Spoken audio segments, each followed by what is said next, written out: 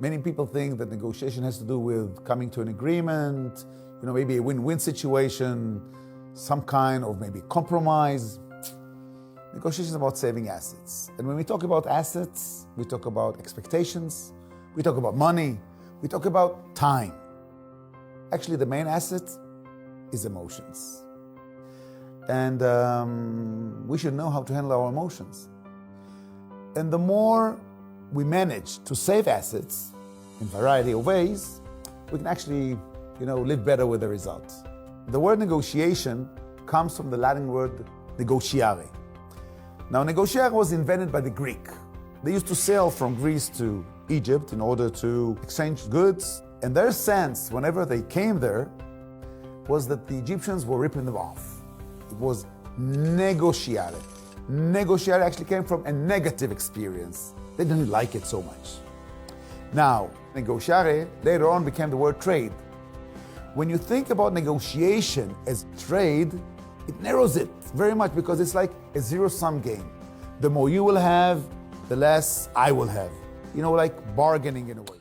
I also want to thank you for taking the time and coming in such a short notice. Friday evening. I guess you also have some other things to do. But still, you decided to respect me with your presence, and I do appreciate that. So thank you for that. So we see there's a headline here, titled, Managing Negotiation in a Challenging Reality. Does it reflect, does it have any effect on you? Is it relevant to you in any way? So let's hear what pops into your heads. You see this title, what intuitively comes to your head? Yes, talk to me. Not everybody together, just one by one, please. Challenging reality, negotiation, yeah. What comes to mind? It's not a tricky question. You're allowed to talk. It's so? Maybe variety of problems or to solve new challenges. New challenges, problems, yes. Opportunities, maybe, yes. Any other things? You see this? Managing, negotiation, challenging reality. What comes to your mind? Huh? Challenging reality, some complicated. Maybe something complicated situation, yeah. So I see that you're very quiet, and it won't work for us if you're really so quiet, and you should be so polite. So I would like to ask you a question. In one word, how would you describe yourself as a negotiator?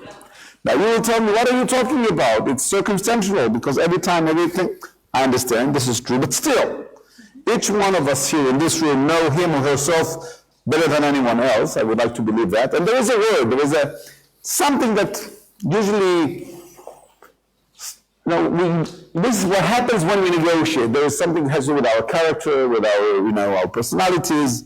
So in one word, we say in one word good and two words not good. So in one word, how would you describe yourself as a negotiator? Do you negotiate on a daily basis? Yes. Conclusion. Huh? Yeah.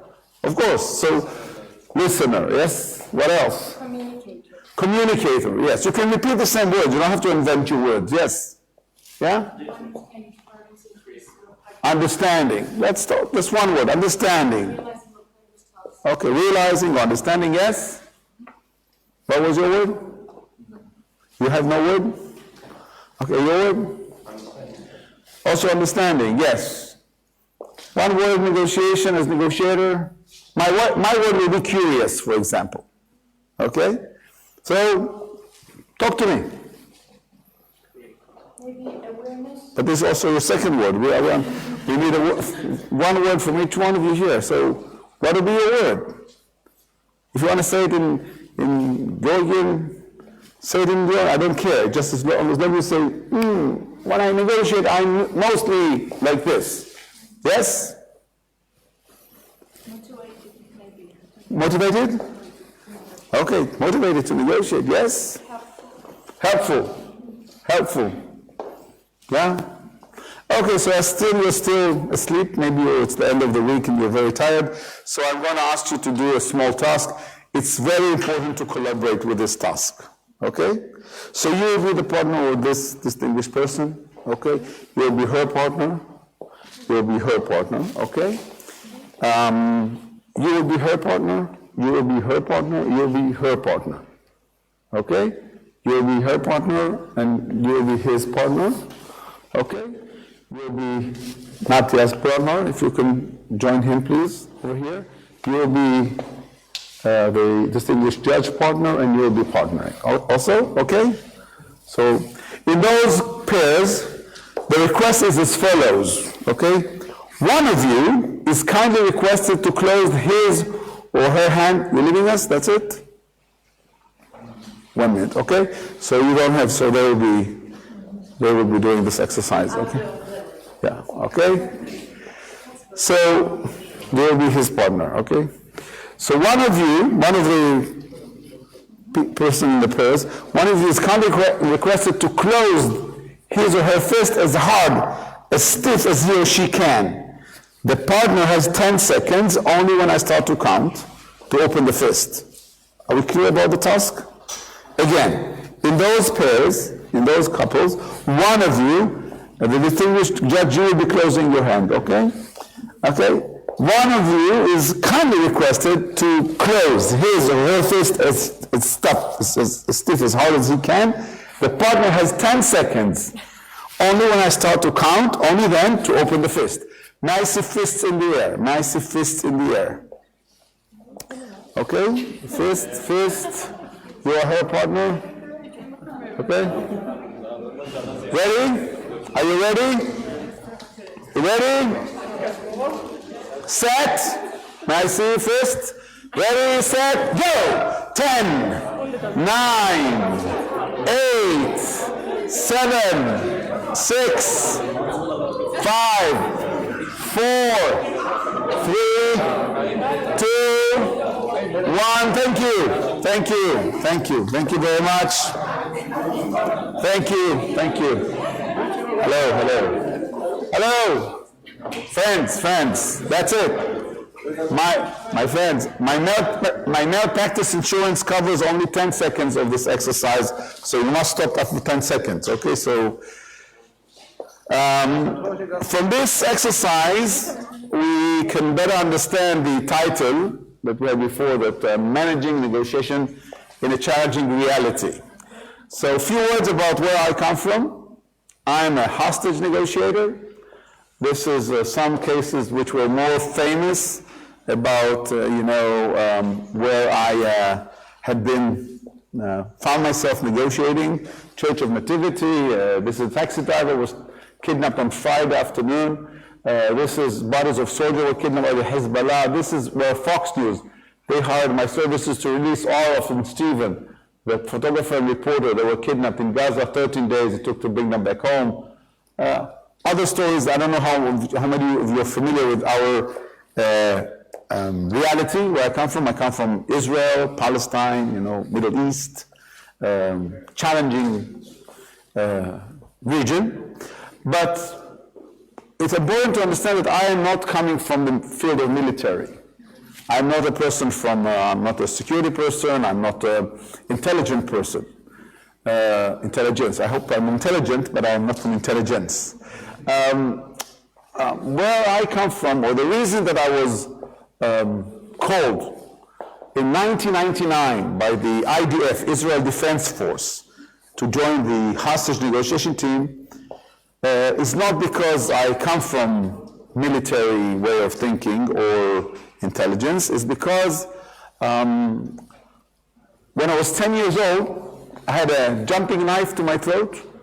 You know jumping knife? I grew up in a very challenging neighborhood. You know those kind of neighborhoods? When I was 11, I already was selling in the market, marketo, in the bazaar. Okay, I was already, then for many years I used to do street fighting. I wasn't always wearing a suit, okay? And then you have to go in Israel, once you're 18, you go to the army, so I had to serve in the army, so I had the privilege of serving in an elite unit. And then for 17 years, I was delivering gas tanks. You know gas tanks? For gas, for cooking, gas tanks. And only after that, I decided to become a lawyer.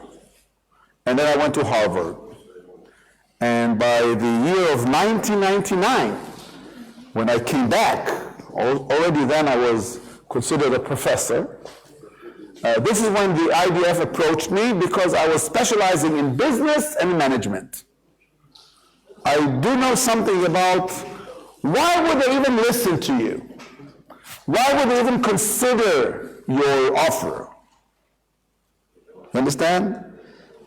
And because of this experience, they called me and said, Michael, do you have any idea why even they would listen to us in the hostels? Said, oh, I think I have it. So they said, come sit with us. And since then, I have sat also with the NYPD, New York Police Department, and the Scotland Yard, but always from the approach of business and management, not from the approach of a knife between your teeth. This is not my style. So lots of closed fists, right? So today we're going to talk about rules of engagement.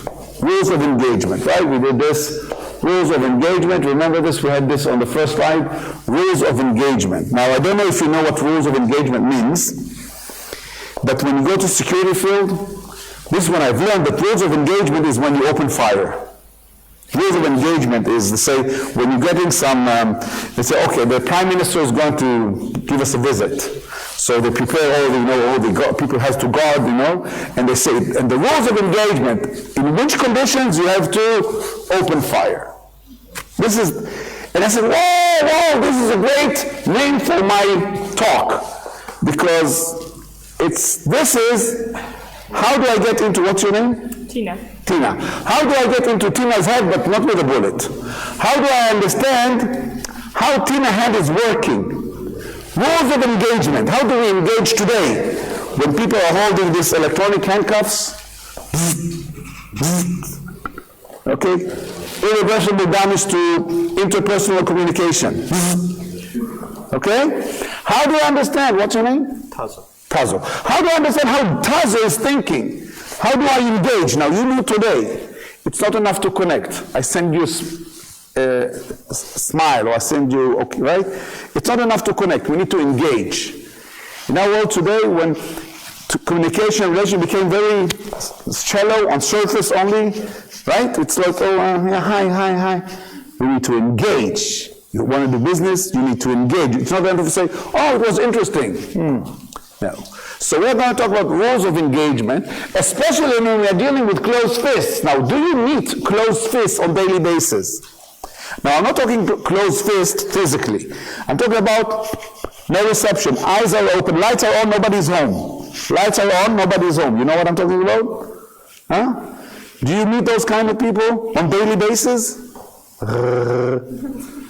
Yes or no? Yeah. You don't have it in Georgia? People today are so intense.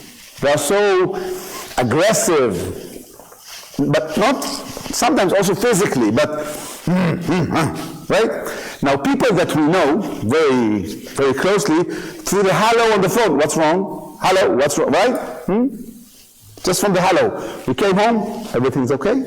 From the blink of the eye, right? People we don't know, how long does it take to sense that there is some closed fist here?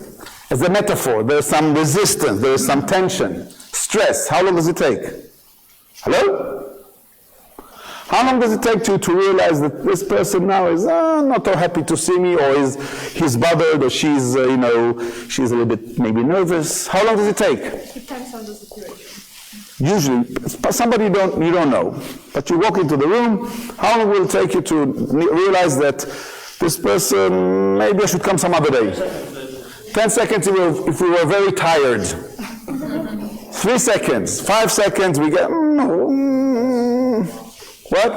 Less than 1 second. Sometimes it's even less than 1 second. We just, we stop.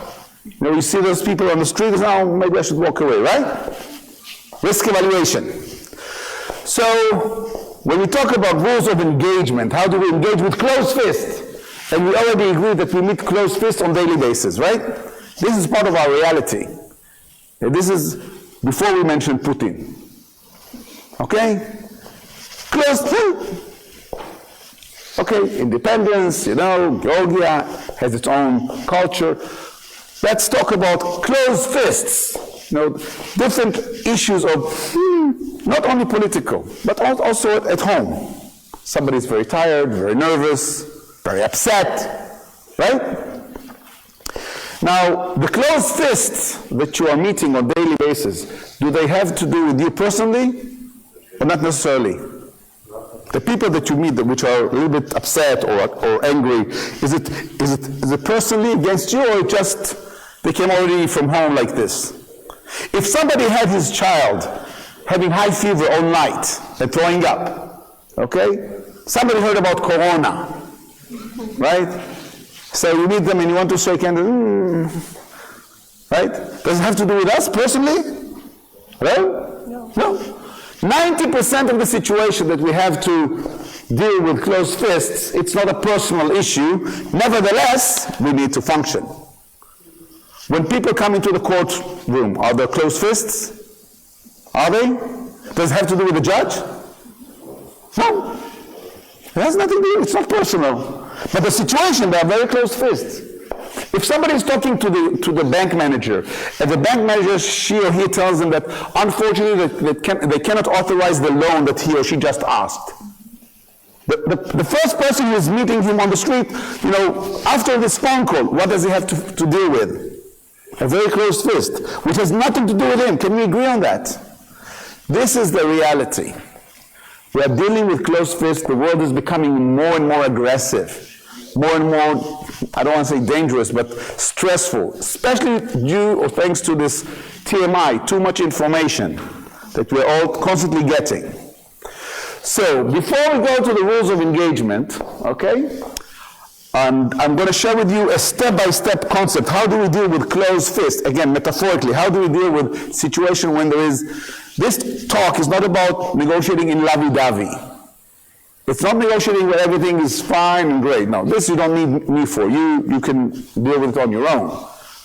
But with closed fists, maybe you should better have some strict or structure to handle. So before we go there, let's take some example of this exercise that we did here. Okay? So who closed the fist? Me. What's your name? Will you show me the nails inside your flesh? Yeah? Again, your name? Nino. Nino. So Nino, why did you choose to close your fist?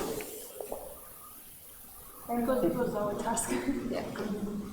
But it was your task. Why didn't you close? Why did she? Why did you choose to close your fist? Just happened.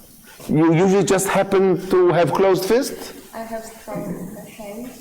Oh, so you're a strong hand. You have a strong. So because you're stronger than her? Stronger than me. Yes, I knew that she wouldn't open that. Oh, you knew that she wouldn't open your fist. So you're very strong.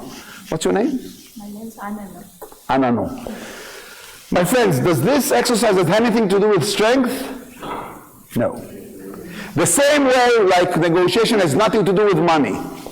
Nothing to do with money. But people, when they hear closed fist, they think it's about strength. Right? So I'm stronger than her, I will close the fist. Okay. Because, Nano, right? Nino, are you a competitive person?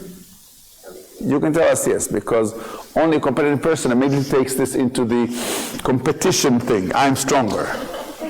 Which is fine. It's nothing wrong about being competitive. It's just so we have to recognize that. How we approach a situation. I want to win this one. I'm stronger than her.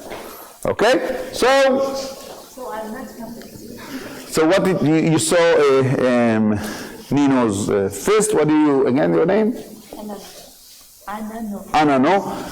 Anano, you see her fist, what do you choose to do? To open, but... Okay, you decided to open physically, right? Do you have a structured way how to open closed fists physically? Do you know how to approach closed fists physically? I was trying to do with You were trying to open the pinky, one by one. How many people want to try with the thumb? Try it with the thumb. Try to open this one first. So she managed to open the thumb. Okay. Many people, my friends, when they see a closed fist, they go to the thumb. Some of them go to all of the fingers. This is very intuitive. This is not professional. If you are professional in opening fist, then if you press the pinky, don't try too hard because you may break the bone. But if the fist is like this and not like this, and you press the nail inside, it opens. If you take a sharp thing between, it's for a different talk. It's not for today. But we should know that anyone in the world has a pressing point. It's not necessarily physical, but anyone, like this, what you see in the film, find me something about him. Find me something, because there's the pressing point. That if we press it, okay. The second thing is you should know that everything has a method. The only question is, are we aware of the method? Okay? Anything, is there a method to eat a banana? Is there a method, a clear method how do you eat a banana? Of course there is, because you should know too. There's a method. If you will try to eat it with a peel, not that tasty. Everything that we do, brushing teeth, when we brush our teeth, everything has a method. The question is, are we aware of the method? Okay? So this is one thing.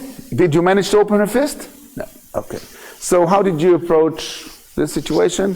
Who closed the fist? Me. What's your name? Nino. Nino. Okay, Nino is good. Yeah. So Nino, why did you choose to close your fist? Maybe because I thought that he's a boy. Oh, okay. So we bring gender to the situation. And if he's a boy, he's stronger than you? Yeah? What is your name? Tasso, right? Tasso? Tasso. So, Tasso, do you think that physically, I don't think so. I'm asking you, do you think, just what you think, physically, are you stronger than Nino? What do you think? Maybe. Yes. How many people in this room think that Tasso is physically stronger than Nino? Raise his hand or her hand. Okay, thank you. Tasso, can I ask you a private question? Now, if you don't feel comfortable, don't answer, okay? When was the last time you gave birth? When was the last time you had 10 fingers open to give birth? What? Maybe never. What we just heard here, my friend, is called the fiction of strength. You tell me who's stronger, a newborn child or the parents? Who's stronger, the newborn child, just 1 day old child, or the parents? Who's stronger? Who? Do you have a child? No, so you will figure it out one day, hopefully. Who's stronger? A CEO of a huge global company or a very unsatisfied client with access to keyboard? Who is stronger, the Israeli Defense Force or an 11-year-old kid with 5 kilograms of explosive on him with a detonator in the hand? Who's closer? On site, not generally speaking. Fiction of strength. Who's stronger? A father who's very harsh on his kid, or the kid which in the 6 years is signing the elderly house check? Who's stronger? Fiction of strength. But again, people hear or think, fist, so maybe I'm a woman and he's a man, and maybe I should be what we call passive-aggressive. Passive-aggressive. So, again, Tasso. You see Nino's fist? Yes. What do you choose to do? Maybe I choose the strategy. What did you do? It doesn't matter. I thought that I wanted to understand why he is in this position, she is in this position, and I asked, what will be the, what will be the price, or what? Oh, what will be the price? What is the price? I can offer you. Oh, what can I offer you? To open your fist. And what did you say? She said that she is not interested in anything. No, I don't think that. What did you say? I didn't say that. I said that just try to. Yes, I was trying. Go ahead, try. A second ago she said he's stronger, and I said, try, go ahead, try. What's with you? You're a man. You're a boy. You should try. And what did he do? There was no time. No, there was no time. Time was over. Okay. No opportunity. Okay. Anyone here tickled his friend? Tickled? You tickled? No, anyone tickled? You tickled? You wanted to tickle him? Did you tickle him? No. You wanted, but you didn't. Okay. Why didn't you tickle him?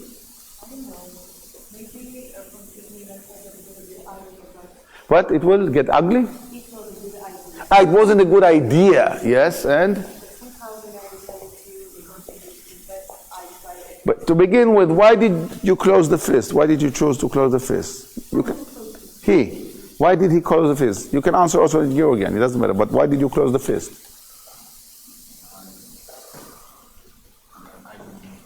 You close fist, you don't know why you close fists?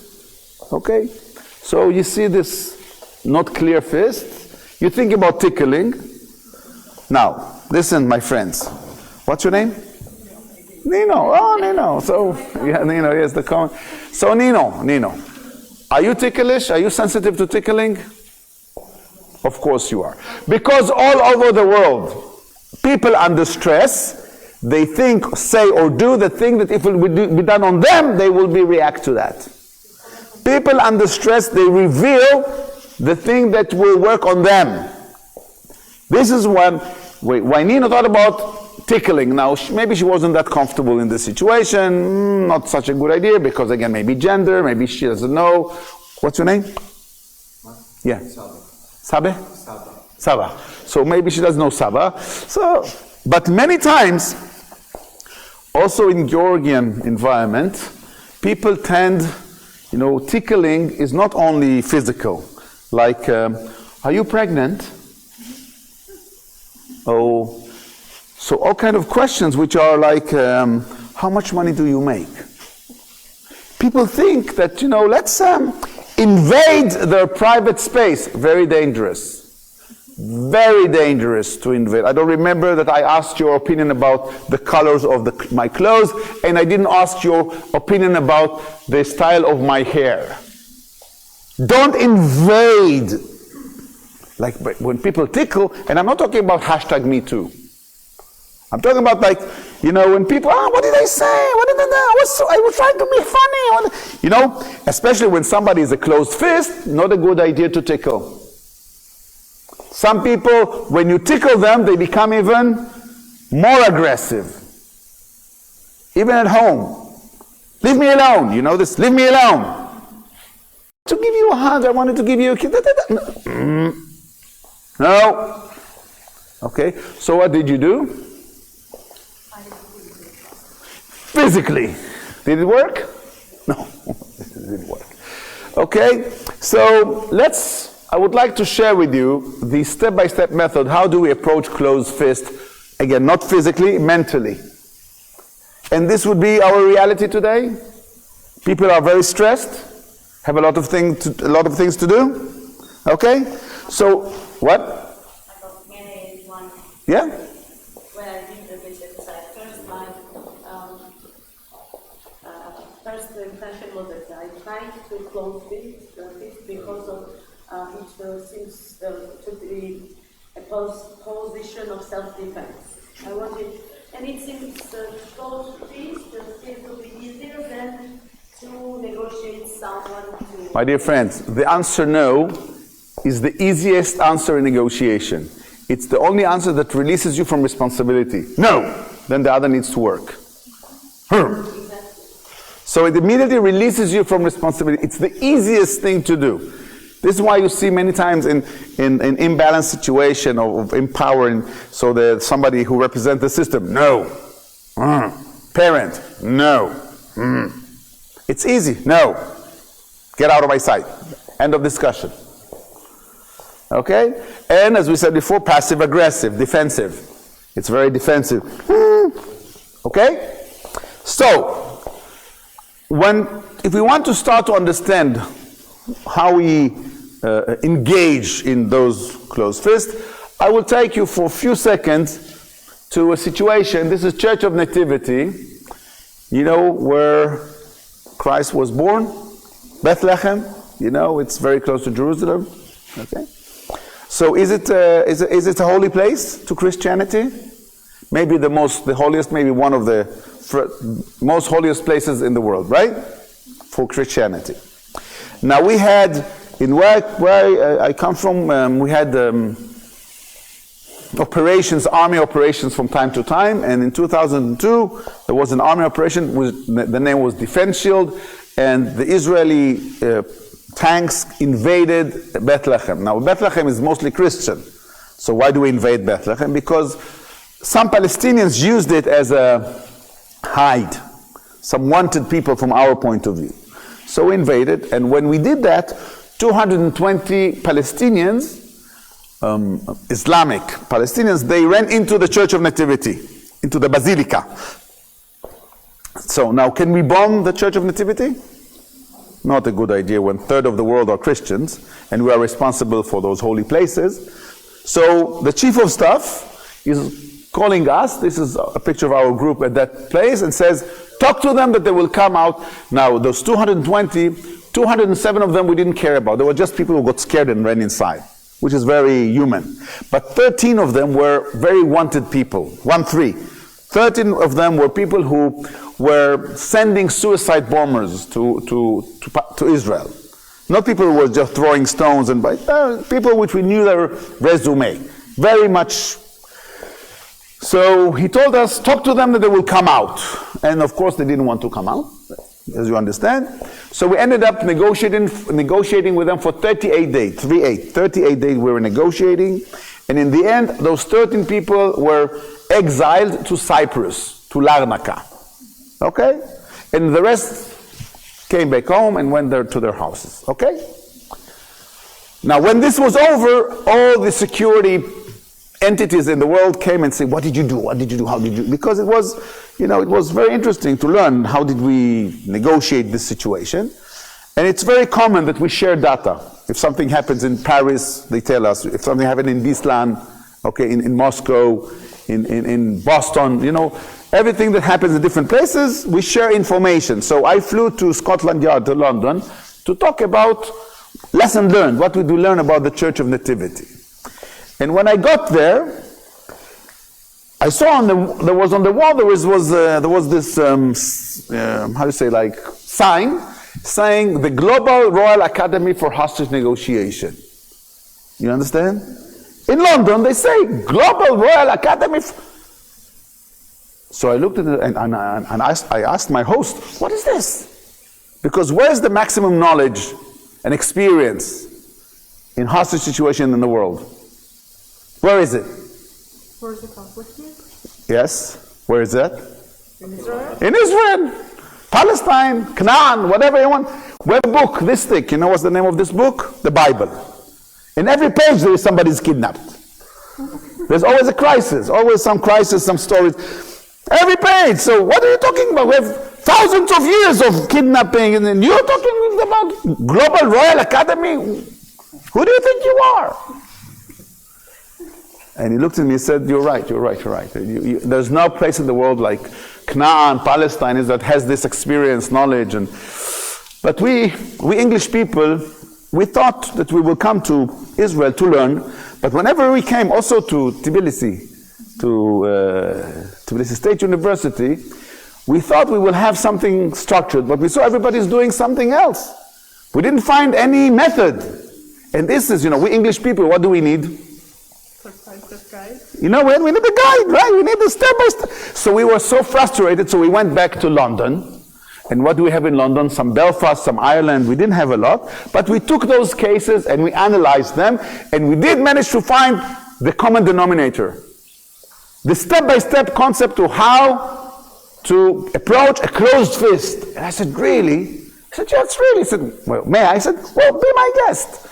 So my friends, for 2 minutes, try to get, imagine yourself as security people, okay? Because this institute really exists in the Scotland Yard, from all over the world, including from Georgia. People are flying to learn hostage negotiation there in the Global Royal Academy for Hostage Negotiation. But it's only open for people who are coming from security field. It's not open to the public. It's not an academic, okay? So situation is as follows. Okay, just imagine for 2 minutes, each one of you here is a security man. Now you're doing this for over 20 years. You're very, very professionals in, in guns, in security, in safety of people. This is your job for over 20 years. Now you're responsible to a building, to the safety of people in a building which is 10 stories high, okay? And it's a commercial building, and it's now 6 o'clock in the afternoon, so it's less populated. There's not much people. And you start your routine tour. You have your uniform, you have your gun, okay? And there is this, hallway with doors, and you walk. And all of a sudden, on your left, a door which was supposed, a door that was supposed to be closed is half open. Can you imagine the situation? And it's a very small room, 4 by 4 meters, small room, but in the middle of the room there's this like big guy, this Amana side by side, this big guy who's standing in the middle of the room with a gun in his hand, pointed to a 10-year-old girl sitting on a chair. What we call in our language, what do you do? My dear friends, what do you do? It's a clear situation of, you see a clear threat, what do? You are very well equipped, you are the best shooters in the world, what do you do? Shoot! What's your name? Nati? Rati. I have to learn the names. Rati. So Rati, he shoots, by the way, he shoots and he hits in the forehead.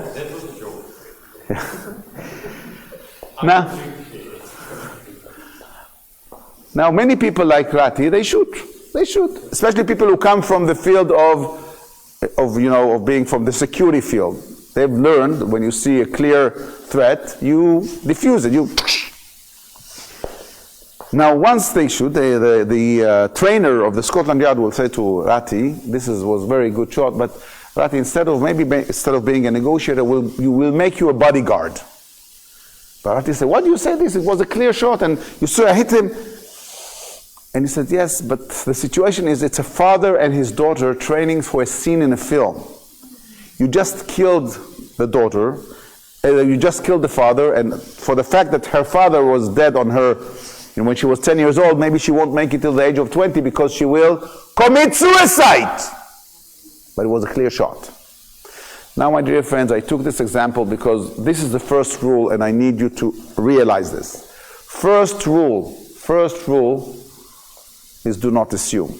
Assume, you rewrite, you see, assume is making an ass of you and me. Making an ass of you and me. We say assumptions is mother of all fuck-ups. No exceptions. My dear friends, this is the first rule of negotiating today in our life. And you see people, especially very experienced people, I know what he's going to say. No, you don't. Oh, he wants this. No, you don't. I want to tell you something. I'm married to my wife for 37 years. 37 Iris. Iris is my wife for 37 years. We have 4 daughters. Mo, which nickname is Mochuk, she's 32. Then we have Noya, which nickname is Nojush, she's 30. And then we have Odeya, which nickname is Odeyush, and she's 25 and a half. And then we have the 4th daughter is Netanela, which nickname is Tutusha. And she just last week, she was 22. We also have 2 grandsons, Yoav and Avishai. Yoav is 7, Avishai is 5 years old. I'm showing you this information because, my wife and myself raising 4 daughters and my parents living above us, her mother lives next to us after her father has passed away, her sister. So we have like a tribe, So, we have a lot of, bring this, our daughter is there, all of this operation, to run this thing, you understand what I'm talking about. Now, maybe I talk to my wife 4 or 5 times a day on the cell phone, like different information, right? So we just talked 10 seconds ago. We just ended the conversation 10 seconds ago, and I see her number again on the screen. Now, if I answer and I said, "But we just spoke, thank you so much," because if she called, something changed. Something in the database has changed. My friends, we are living today in a world where the data is changing within nanoseconds. Now, I love my wife very much, but still I have no clue what she's going to say. I know her so well, But still, I have no clue what she's going to say. And this is my wife, which I'm sleeping next to for the last 37 years. Somebody that you see once a day in work, or you meet once every 2 months, you don't know what they're going to say. Even if you're expert in your job. First thing is, you do not assume. This is the first role of negotiation today. Not because you won't hit, not because you don't know what's going on. And you see people, because of this amount of data today, they think, oh, we saw it on the YouTube, we just read it. No, you don't. And this is before we said about alternative facts and fake news. It looks very, very dangerous, but if he wanted to shoot the kid, he would have shot her. If she would have wanted to leave you and walk away, she would have left you. If he would have wanted to cancel the deal, he would have canceled the deal. Don't flatter yourself. We're today living in a world when people want to do something, they do it. You get it? So he didn't shoot yet. What is the first thing to do, my friends? My dear friends, what is the first thing to do? And I'm talking about very practical. First thing to do, something looks, somebody's sending you a very nasty email. Somebody's starting to shout at you in a meeting. What would be the first thing? It looks very threatening, but he didn't leave the room yet. He's still communicating, you understand? What would be the first thing to do? What? Ask him to calm down. Please come, Don't tell me to come down! What will be the first thing to do? My dear friends, you will do it from today on. Would you please lower your gun? Now you tell me, how come, after 20 years of research, the Scotland Yard, people which are very cynical, has dealt with the most crazy situation which is beyond imagination. Okay? We're talking about, people in, what is this? We have pirating now in Africa, what's the name of this country? Which will come to my head. Or we had issues in Pakistan, okay? Or we have issues in, those places that Rwanda, okay? After all those 20 years of research and situations, then you cannot even imagine, they came out with understanding that the first thing you do in negotiation is you start with a request. Would it be okay if we will do this conversation face to face and not over the phone? Would you care to consider not raising the rent, although in the agreement you can do that? Would it be okay if you will close your computer and take a shower? Would you please think, would you care to decide not to go out with your friends tonight and stay with me? Why? You will tell me, how come in the Scotland Yard, after 20 years of research, the most horrible situation, and they come with understanding that rule number 1 in rules of engagement is start with a request. After you do not assume because it looks, right? But rule number 1 is you start with a request. Would you please lower your gun? Talk to me. Why to start with a request? Hello? Some support? Yeah. Why should we start with a request? Because it will help us to realize the situation. If you say to someone, I would prefer to meet you face to face, just a request, does it help you to realize? If you say to someone, would it be okay if you choose not to shout at me, would it help you to realize? So if he refuses to lower... Refuses is something else. Why do we start? I don't talk about the reaction, I'm talking about the action. Try to change the situation. So by request we change the situation. Would it be okay if you explain to me how come did you come to this price? Would it change the situation? Somebody is giving you an offer, and you say, well, first of all, thank you, but would you care to explain to me how did you come to this number? Is it something you can happen? Why do we start with a request? My dear friends, first of all, you should know, for 32 years I've been in those do or die situations. Now when I say do or die, it's not necessarily people's lives. It can be a project's life, a relationship. It can be some deal, the life of a deal. In 32 years, I have never, not even once, saw that a request deteriorate the situation. That somebody says, what did you ask?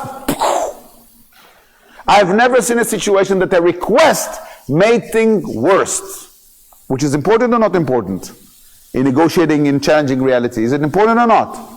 It's very important. But this is not the first reason, and it's not the main reason.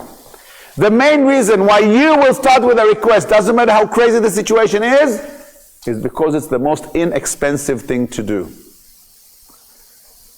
Not cheap, inexpensive.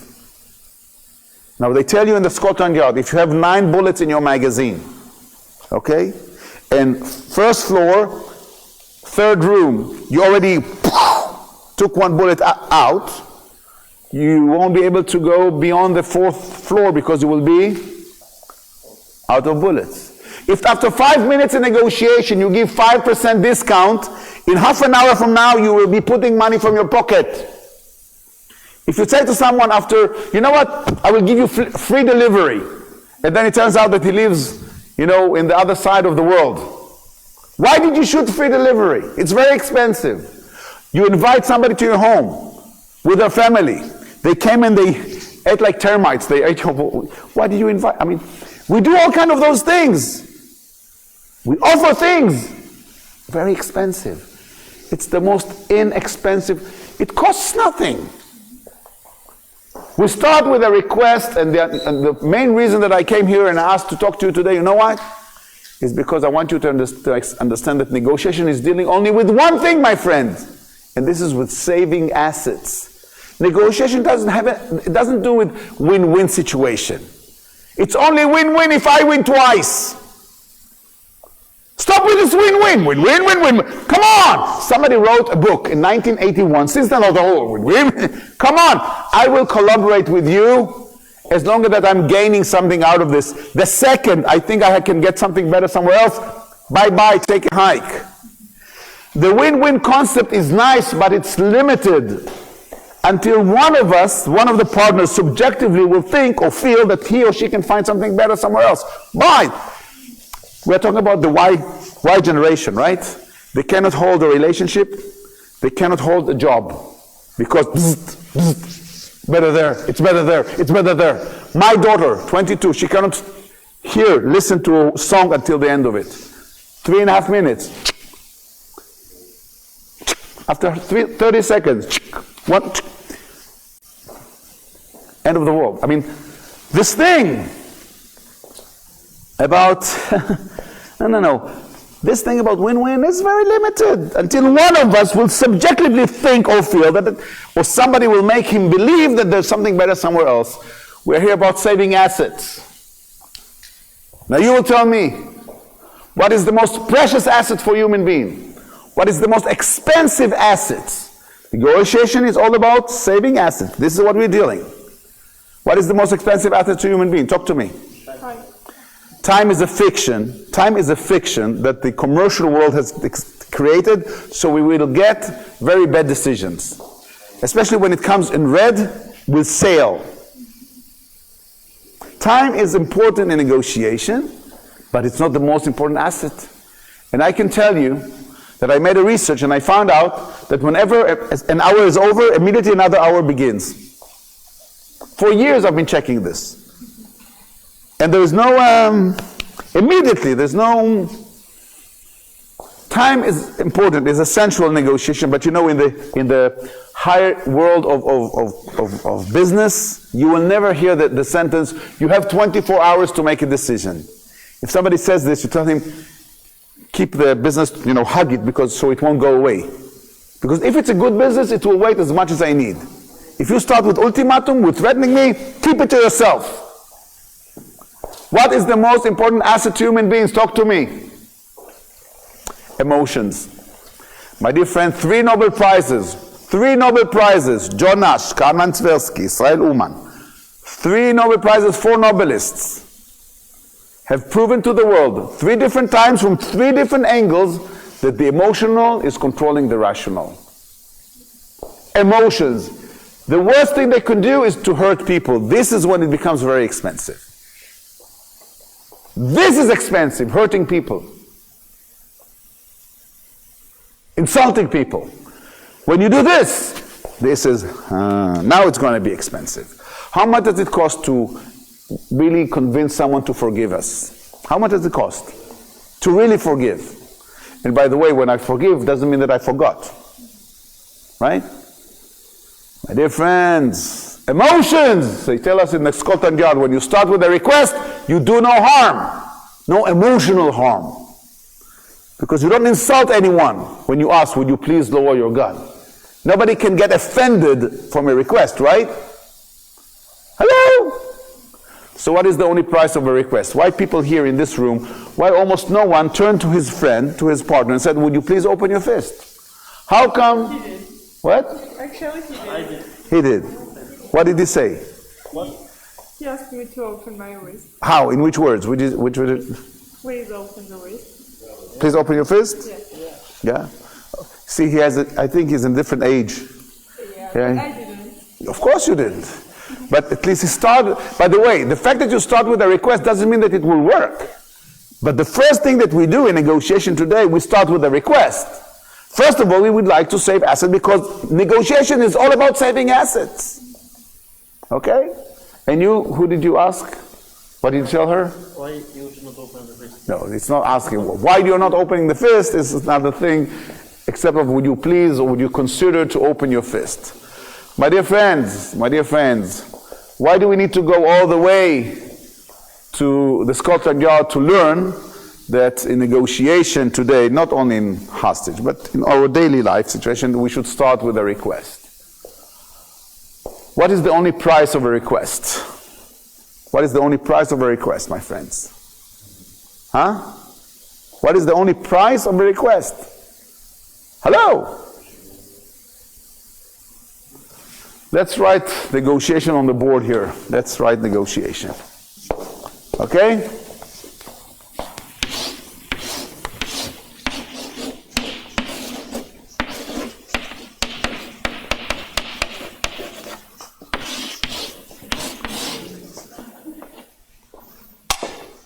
This is the price of a request.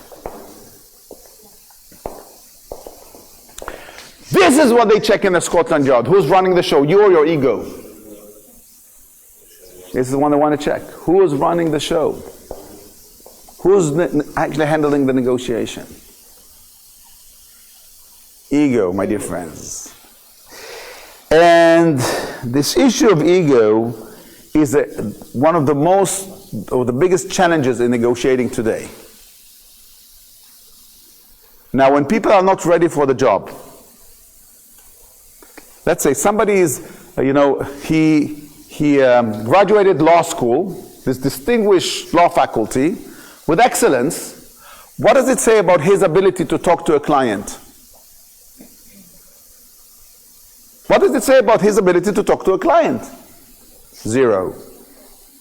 Let's say she graduated medical school, sum cum laude. This lady, this lovely girl, she graduated law school, sum cum laude. What does it say about her ability to talk to the family of a patient in the emergency room? What does it say about that? 0.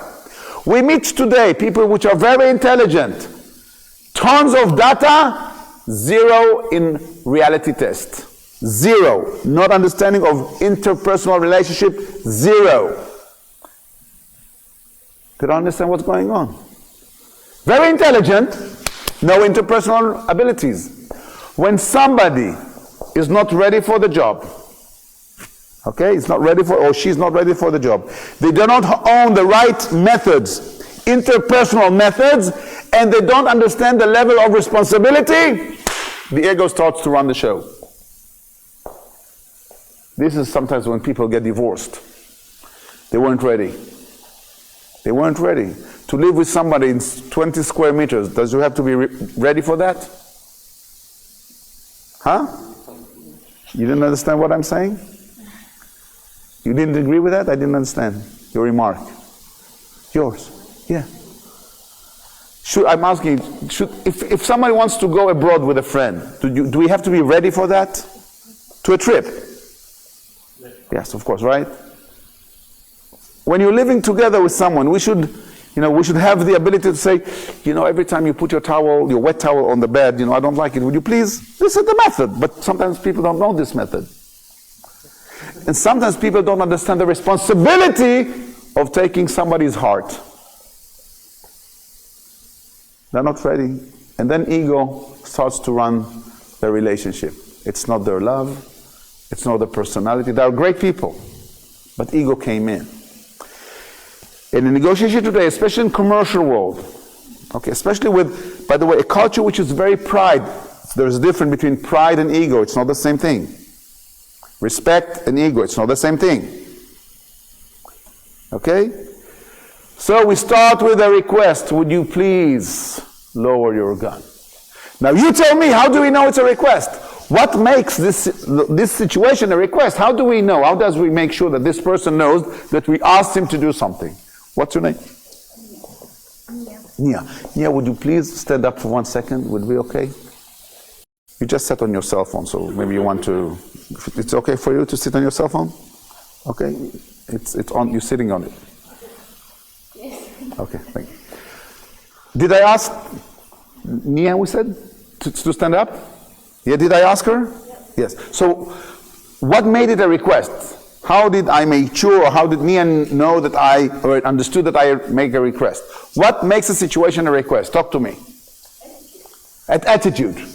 Yes? What about the attitude? Voice, maybe, other things? Body language, the word please. So can you imagine 8 friends, guys, going into a pub? You can imagine 8 guys going into a pub? They invite beer. They want to drink beer. Okay, they are over 18. They're allowed to have beer, right? So when you go to this pub, usually you order beer, you get some peanuts or some chips, right? You get something, right? So let's say peanuts. So let's say there are those 8 friends. They are friends for 20 years. They've known each other since childhood. They're buddies. So one of them approaches his friend and tells him, "Hey, shithead, pass the peanuts. Hey, you stupid, pass the peanuts." What does his friend do? What does he do? Throws the peanuts? What does he do? He passed the peanuts. He passed the peanuts. By the way, what did he hear in his ears?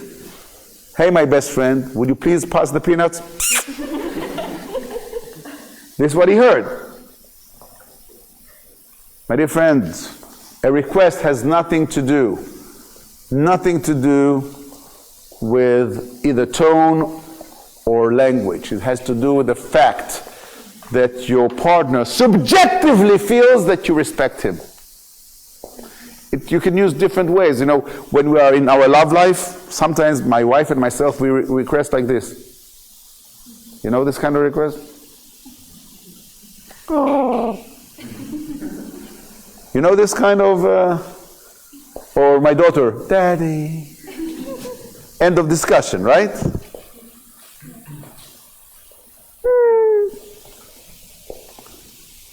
So, a request is a situation when your partner subjectively feels that he gets to choose, that he has the choice. Now, this is very important to understand. And just a second ago, I just wanted you to understand or to realize that you see in this picture, he says 4, this is no 3. Anybody here is mistaken?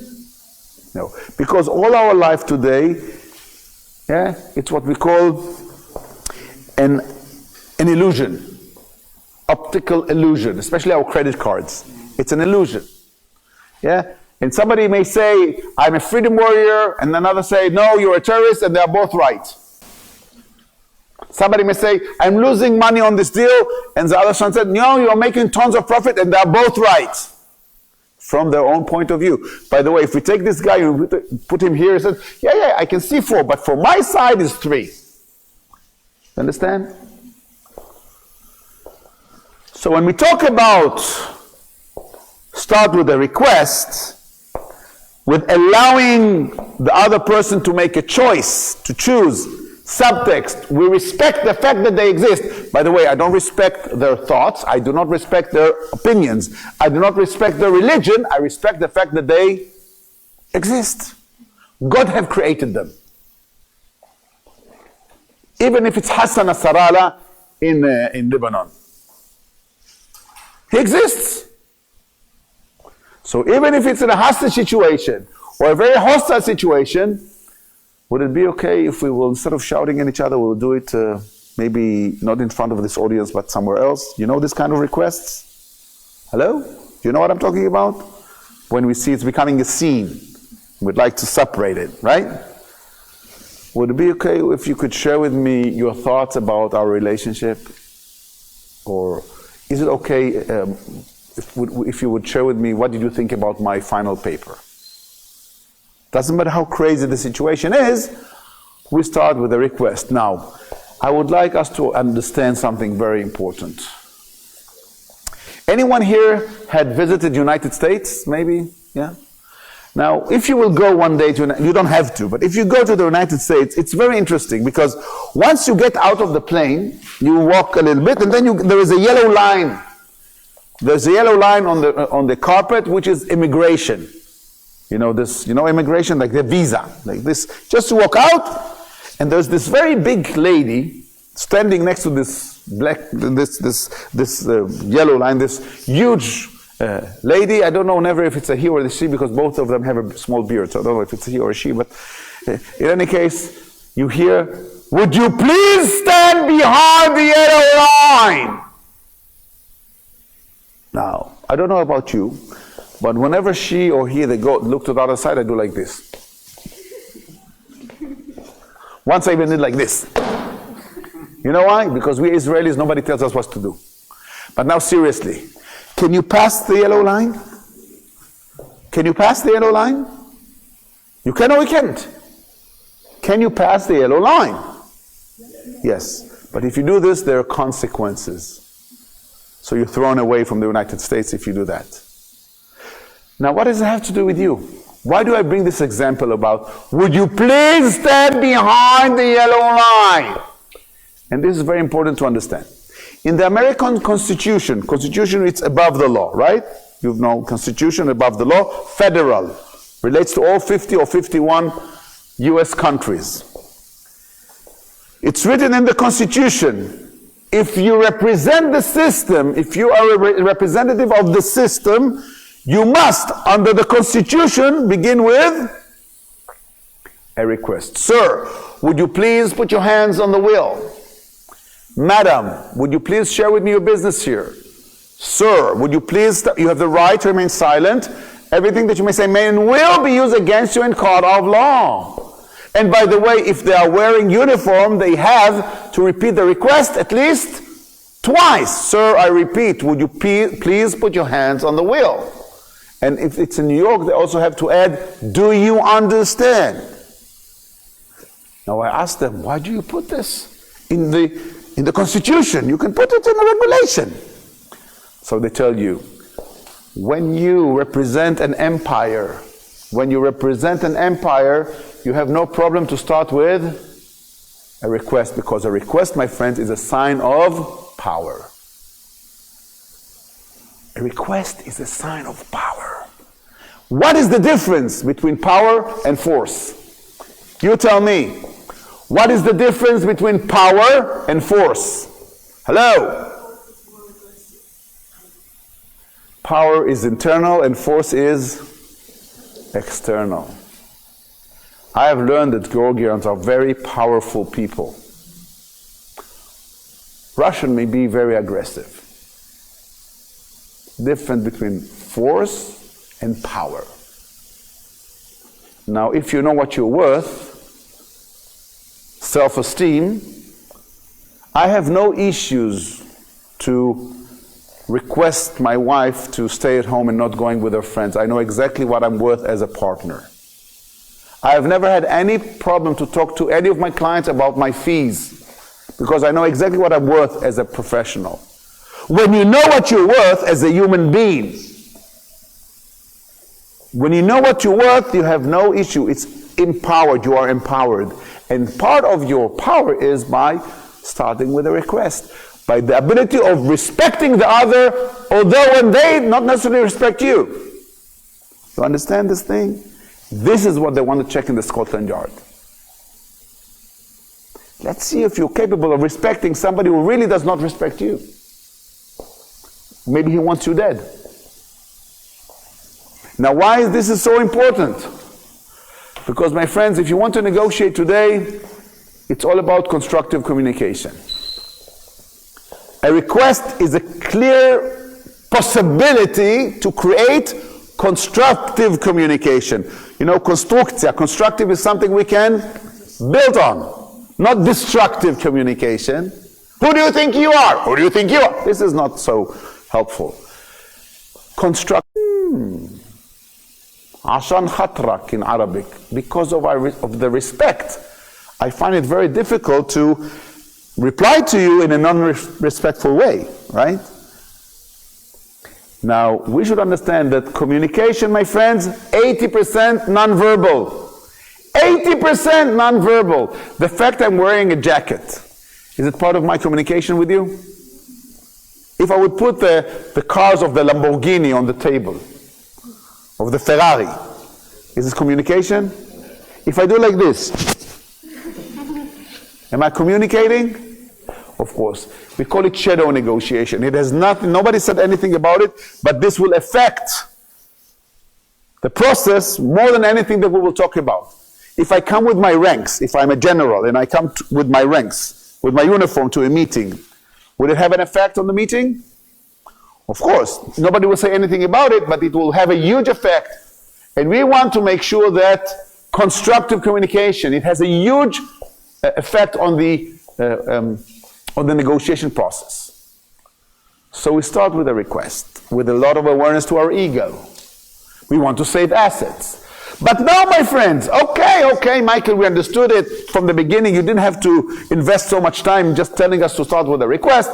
But now, my friends, let's say I'm a closed fist. Okay, I'm a closed fist.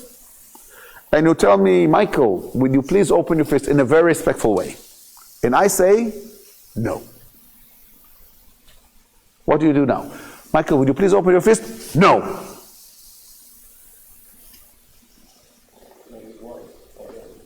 Why? Who said why? Okay. Again, your name? Tazo. Tazo. Thanks to Tazo. Thank you, Tazo. Thanks to Tazo, we will all learn here why you will never ask why. Why do we never ask why with closed fists? Now, Tazo is a great guy. The same way that, what's her name again? Anano, she started with the thumb. It's very intuitive. It's very human. It's not professional. You tell me, what is the level of self-awareness of somebody who is a closed fist? And we already agreed that we can recognize when somebody is a closed fist. What is the level of their self-awareness? When somebody is a closed fist, what is his or her level of self-awareness? High, low, very low. Because when people are stressed, you know, there are self-awareness. So when you ask somebody who's nervous, why? The answer would be? Because I do not recall that I owe you any kind of explanation. Who do you think you are that you ask me why? My dear friends, we do not ask why because we never ask why. Not because it's not a very intuitive question. Very, like even with, wow, man, with names I'm very, so Tazo? Tazo asked me why in a very respectful way. He didn't say like, why, what? No. But because I'm a closed fist, you know what? Because when people are closed fist, they don't know why. And they will never admit it. So it will be considered as something which is very, as you can see here, humiliating. You just humiliated them. Because this small word, in all the I don't know, how do you say why in Georgian? Ratom. Why, lesh, perke, porke, lama. Doesn't matter in the language. When people understand, you ask them why. Bah! You know, because they will not admit that they don't know why. Now they hate you because you humiliated them, because you reminded them that they don't know, they don't have an answer. Very, very, very problematic. If you do it with people who are in high ranks, irreversible damage to the relationship.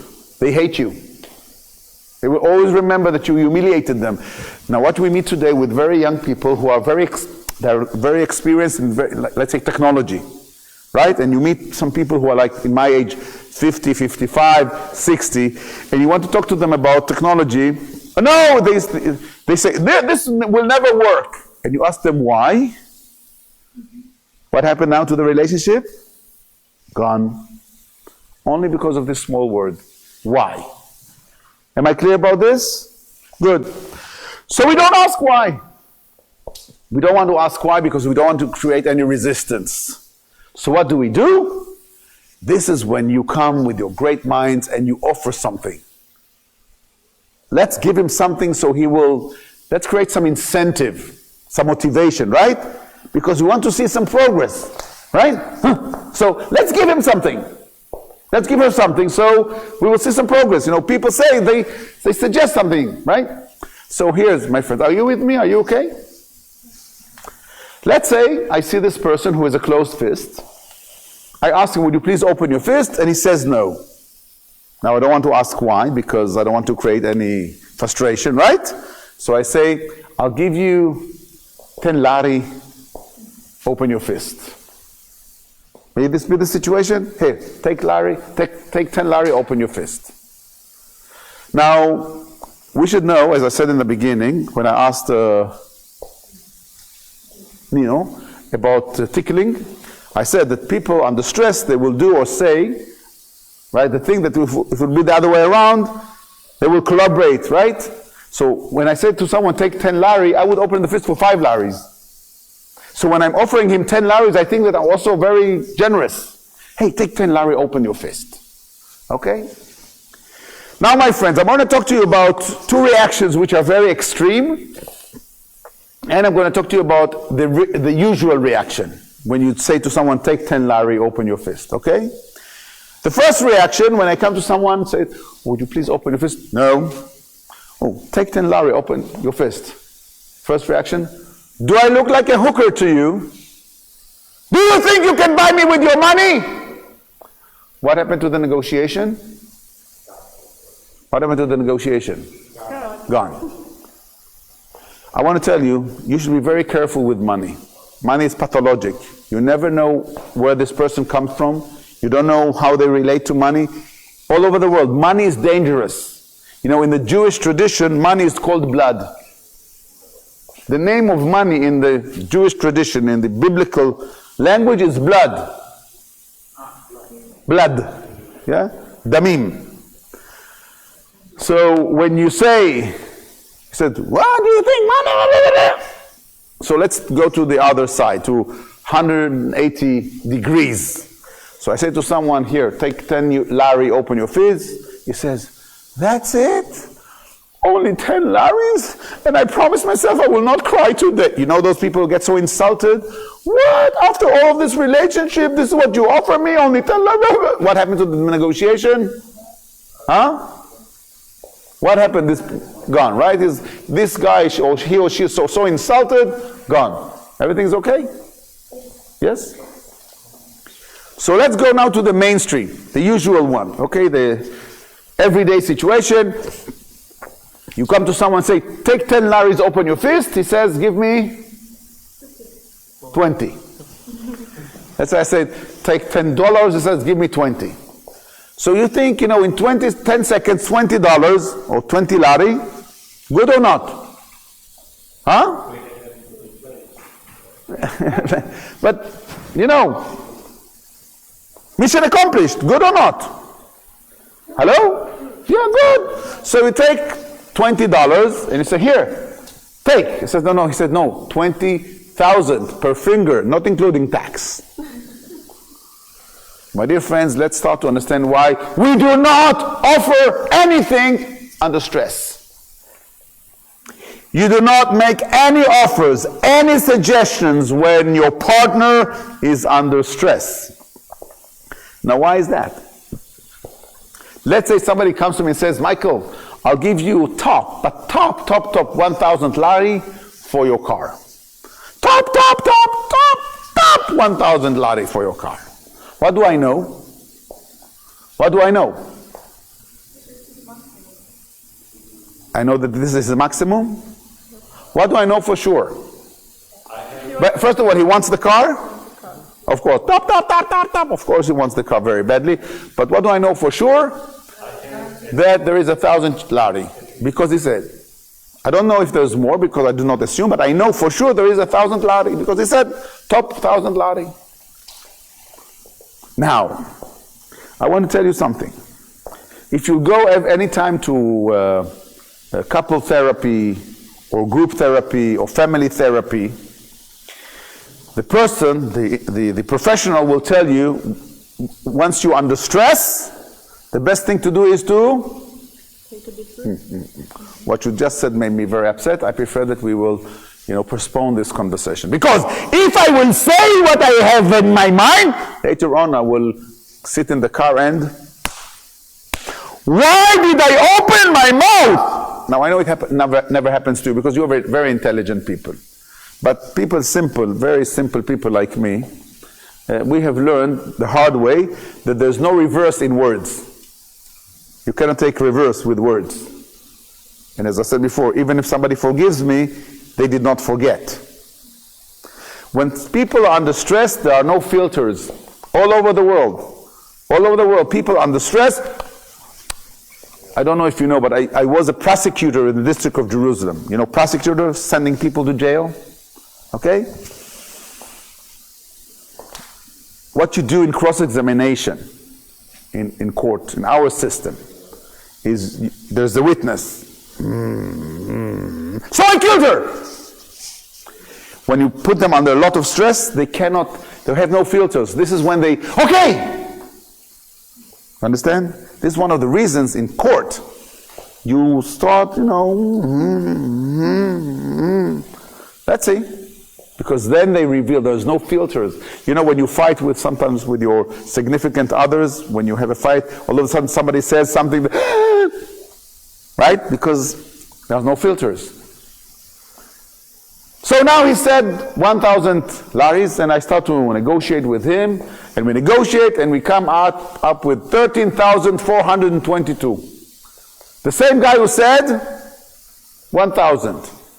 13,422. So finally he comes with the agreement and says, okay, Michael, here, 13,422, please sign. And I say, you know what, actually, I'm not selling the car. What do you mean you're not selling the car? 6 months we went back and forth. I went to the management. I asked the permission. Why am I not selling the car? 13,422. Why am I not selling the car? Because to begin with, I didn't want to sell it. And money, thanks God, is not an issue. But it was fun playing with you, huh? Playing with you. Playing. Don't be upset with me, but I look at you from here and I see that you are being played with. And after a while that we're being played with, what happens? We understand that somebody is playing with us, right? So we become very upset with who? Ourselves. With all my experience, and he did this to me. My dear friends, we do not offer anything, not because we don't have great ideas. It's because we become very upset with ourselves, our self-esteem. And I hear people telling me, I'm not that good in negotiations. And no, you're not that good. You're too good in negotiation. Because you go home and you think and you come back, maybe we should do it like this, and you didn't sleep for 2 nights, and in the end they took it to the competitor. By the way, they took your idea and did it with the competitor. Can this happen? Hello? We say with friends like this, we do not need enemies. You know those friends that we gave them and we thought and we wanted to make them happy. They're somewhere else.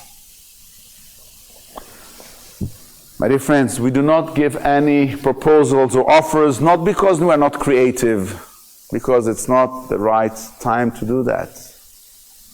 Now, I don't know how many mothers are here in this room right now, but let's say there is a 4 or 5 year old kid, which instead of eating dinner, he's playing with the food. Can you imagine the situation like this?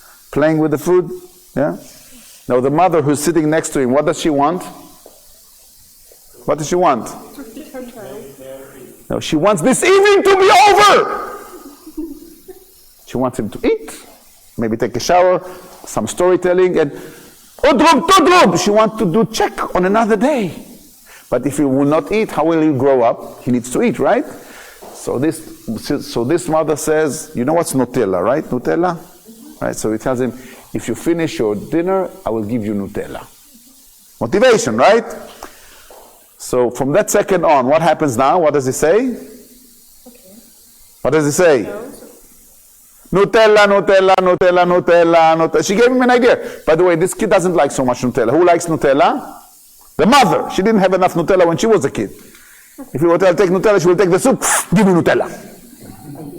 Okay? But now the kids, Nutella, Nutella, Nutella, Nutella, Nutella, Nutella. So after a while, what happens? Take Nutella. Now he doesn't like Nutella, so he started to play with it like colors. He's taking the Nutella, he's putting on his face. He's washing his hair with Nutella. At that moment, what happens to the mother? Gets a little upset, right? And she's like raising. Who's coming into the room? The father. Why are you shouting at our angel? Now, my dear friends, if there was any chance for spooning this evening, you know what spooning, or you don't have it in Georgia? Spooning, you know what spooning? You don't know what spooning. How do you explain spooning? You know spooning? When you sleep together with your significant other like spoons. Spooning. You don't know? You don't have spooning in Georgia? Okay, maybe it's not allowed, I don't know. If there was any chance for spooning this evening, what happens now? Forks and knives. Harb udarb. Only because she offered Nutella. And this happens to us on a daily basis. We give offers, we do things. We say the road to hell is full with good intentions, right? We want these good things and then we end up going to hell. And this is because we make offers when people are closed fists. So what do? We understand we don't ask why. We understand we don't make any offers. So what do? My dear friends, what you will do after this talk today, you will start with a request, with a clear sign of respect. Now, by the way, when people, they know why not, if they say, well, they say no because if I open my hand, my key will fall. No, because last time you promised you did not fulfill. When people know why not, they will give you the answer with a no. No because. And this takes us back to the constructive communication. But when people say no, or they do not reply to your email, you're not, we don't ask why. We don't offer any motivation, anything any incentive. What will come out of your mouth will be, is there anything that can be said or done that will allow you to open your fist? My dear friends, your goal today in negotiation is to move the muscle from here to here. Your goal is to create movement of pupils. When the pupils move, it's the only sign that this person is thinking. Whoa, negotiation just began. Movement of pupils. Pupils are actually stripes into the brain. The brain is the only thing in our body that can create something from nothing. Movement. This is what you see sometimes in cartoons, a light bulb. Ding! Energy. Ding! Oh, I had an idea, right? My dear friends, is there anything that can be said or done? Any idea, something that you may suggest that will allow us to proceed? My dear friends, movement of pupils. Pupils, not shaking pupils, movement of pupils. Because we have to understand by now that negotiation occurs only in your partner's head. And this is a very big change for us to understand, to realize. Negotiation occurs in your partner's head.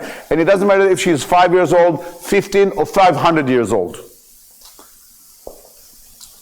As long as Israel will not understand how Hassan Nasrallah's head is working, nothing will happen up north in the north side of Israel. Negotiation occurs in your partner's head. This is why we call it rules of engagement, because we need to engage. By the way, my friends, the fact that I understand, but I cannot even know how to deal with this unless I understand what's going on in this box. And by the way, as I told you, I have no clue what my wife is going to say. Not because she's not stable, because the data is changing within nanoseconds. I've been negotiating with you heard some of the companies, global companies. Okay, people are people. It's only names. There's Google and Microsoft, and it's okay, but it's people, human beings. Okay, they all have emotions. The emotional is controlling the rational. They're all under stress. This method is global. Okay. So we were to buy a company which has 18 branches globally, 18 branches, in different locations.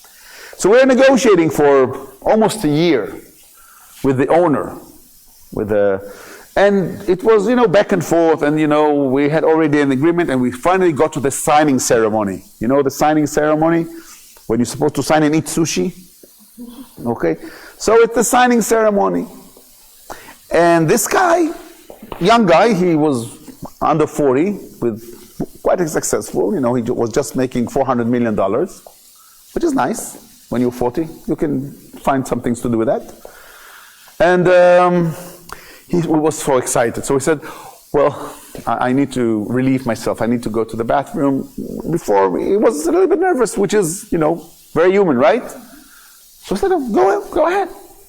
So he went, and maybe after 3 minutes, he came and said, I'm not signing. And he went. After almost 1 year of negotiation. Check. May this happen? I did. It can happen. And not because he was fooling. No, it was just something happened when he went to the toilet and he had some time with himself. He said, no. May this happen? Yes or no? Yeah. May people decide to cancel a wedding 2 hours before the wedding? Yes. Does it mean they are mean people? Does that mean that they are lacking a heart? Does it make them less smart? No. Data is changing within nanoseconds. By the way, I prefer canceling the wedding 2 hours before the wedding rather than 2 hours after the wedding. Right now, today, I was dealing with a divorce agreement after 9 months of marriage. A couple, they've been together for 6 years. And now they got married on May 29, 2019, and on Sunday they will be divorced. An actual case from this morning. Great people, I know both of them. Actually, I know the husband more, but I've heard about the wife. They like it, but they like each other until today. But something happened in the business. She says he didn't tell her. He says he wanted to protect her. Breach of trust. She said, I'm done. I don't want this anymore. Can this happen? Ah, it happened. So the idea that negotiation occurs in your partner's head and it can change within nanoseconds, the fact that my daughter liked mashed potatoes yesterday, does it mean that she would like mashed potatoes tomorrow? Not necessarily. The fact that my wife loved me yesterday, does it mean she will love me tomorrow? But will you still love me tomorrow? You know this song? Who knows? Who knows? We had gone through her father passed away, then my father passed away, then her mother passed away, then my mother passed away. Every time we became different people. When we were 19, we met when we were 19, when we married before we were 21, Iris and myself, my wife. I always say that when we met, I had six-pack. No, six-pack. and she had, her hair was like falling, a falling hair, Now I have a falling stomach, and she has six-pack in her head. We're not the same people. We're changing. I always say to people, we don't wake up in the morning the same way you went to sleep at night, right? We're waking different people. Can we agree on that? So this is negotiation today when data is changing within nanoseconds, so it's in his head. We need to engage to understand what's going on. Is there anything that can be said or done? Any idea, some thoughts that you may share with me how we can proceed with this? But my friends, we have to remember not to say the word. And go again and say, is there anything that I can say or do? For some reason, they have a great need to bring themselves into the situation. Because they're very nice people. But they don't realize when you do that, when you say the word I, or help me, help you, when you say I in different versions inside negotiation, which is with a closed fist, what just happened? Two things. One, you reveal that you are under stress, because only people under stress bring themselves into the situation. And the second thing is you signed a blank check. Because what you say, how can I help you? Is there anything that I can say or do? Now whatever they will say, you will have to bring, because you made it personal. You made it personal. But this is not personal. At home, there's no problem to say the word I. I can say to my daughter, how can I help you? Well, I give you a kidney. I don't care. Because I'm not afraid that she will do negative use with this. And if she will try, I will say, well, you're confused. This is not going to happen. Because this is my daughter or somebody or a friend of mine. But in the business world, commercial world, in the professional world, you said the word I, tick, somebody just put a handcuff on your hand, and this is not with fur. This is a handcuff which they will now put more and more clicks, click, click, click. I don't know how many of you have been in handcuffs, but I have been in handcuffs. It's not fun, especially when they start to, this is hurting. Especially when you start to bring yourself into the scene in commercial negotiation, professional negotiation. Are we clear about this? Hello? So fine, great. So is there anything that can be said or done, something that you may suggest, any idea that you may have that will allow us to continue? So now, my friends, do you still have some more patience or you're done? You have some patience? How long? Another 3 hours? How long? Okay. So, there is I think 5 more slides or 6 slides to give you the whole concept. Okay? And it's the newest concept in the world of dealing with stress, with negotiating when there is some stress, not necessarily personal stress, but stress. Okay? So, I consider this as a nice present for this weekend. Okay? So, let's say we ask someone, is there anything that can be said or done, or do you have any idea? And let's say he or she answers in a positive way. Let's take, for example, let's say you're renovating your home. You're renovating your house, okay, you have renovations, and you have this lady renovator, she's the contractor, she's doing a great job, and you're so excited, so you want also to replace the tiles on the balcony, small balcony. Thank you so much for being here. And you take care. Okay. So you turn to this lady, and you say, we start with a request, right? So would you please consider replacing also the tiles on? It's a small balcony, like maybe 12 square meters, not a. So would you please consider replacing the tiles? I see that there's some boxes left here. So she looks at you and she says, it's not in the agreement, it's not in the contract. Is she right? Yes, she's. So what did she say? What did she just say to us? What did she say? She said no. It's not in the contract. She didn't say anything else. Don't assume anything. She just said, you should work with what actually exists. So she said no. So we go back to the method and say, well, do you have any idea or anything that may be said, done, that will allow to replace the tiles? I saw the tile man is here, and we have some boxes. So now her pupils move. And she says, well, if you'll pay me the payment that you were supposed to pay in 2 weeks, on Friday in 2 weeks, this coming Tuesday, I will do it. And now it's not the last payment, and we are very satisfied with her work. So what do you think about her answer? Right? Great minds. Glove to her hand. It's a great. Nino. Yeah, Nino. 5 reasons why when somebody is giving us an answer which is totally acceptable, we will say, sounds great, let me check, let me think about it, I would like to consult. My friends, why you have to create a buffer between the offer and the acceptance. Now, it's not a trick in negotiation, it's not a tactic. It's it's strategic, it's very essential to say, sounds great, I think it may work, let me check. 5 reasons, my friend, 5 reasons. The first reason, that when you say to someone, deal, you just created the sense of loss. He says to himself, shit, I could have gained more or less under the circumstances, and from that second he hates you. It's like then when you screwed me, but you offered, but you accepted. Second reason, when we are negotiating, are we also under stress? Yes, not because of the person, because we are overloaded, we have so many things to do. So let's say Tina, she just offered something which is, so, oh, thank you so much, Tina. Thank you so much, thank you. But once I get to the door, oh, I forgot this and this and this and this and this. Because when you rush, you know, we say speed is from the devil, right? When you, it's not, but I forgot all those sleep.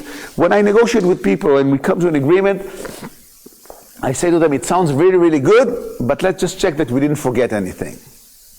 That we didn't get so excited that we actually, made some mistakes.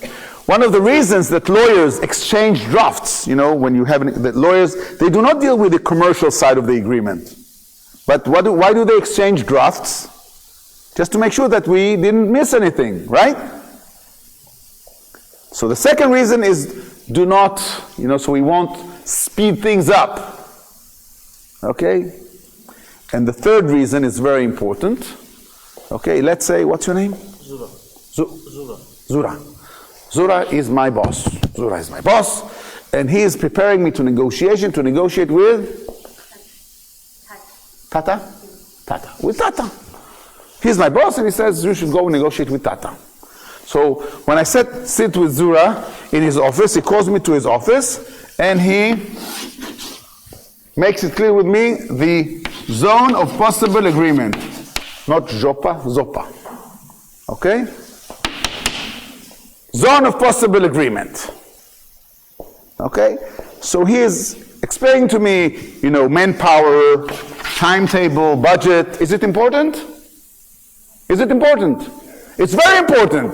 You cannot go to negotiate when you represent a system without getting a clear zone of possible agreement. By the way, the more the zone is big, there's a better chance that we can come to an agreement. The more it's narrow, it's more challenging. So I go to Tata. I fly to Tata. Hey, Tata, how are you? And we speak. One day, on the third day, Tata says, I think here is a very good option. Is it good? Hello? It's great. Listen, it's within, it's not even on the edge. It's a very, so I said, Tata, thank you so much. And I shake Tata's hands and I go to Zura. I said, Zura, we have a deal. Says Zura. So Zura said, what's the deal? I tell him, like this. What did you agree to? What did you say? You stupido. Go to Tata and tell her that you are fucked up. You messed up. I said, Zura, I sat in your office 4 days ago. You showed me. You showed me the zone of possible agreement. You gave me the mandate. Michael, my friend, when we were sitting here 4 days ago, the dollar was 4.2. But after 3 days, it's now 3.9. So our Zopa is here. May this happen? Yes or no? Of course, because our data is changed within nanoseconds. Now, it's not because he did anything on purpose. And by the way, I will tell you in secret, then when Tata offered this, she knew.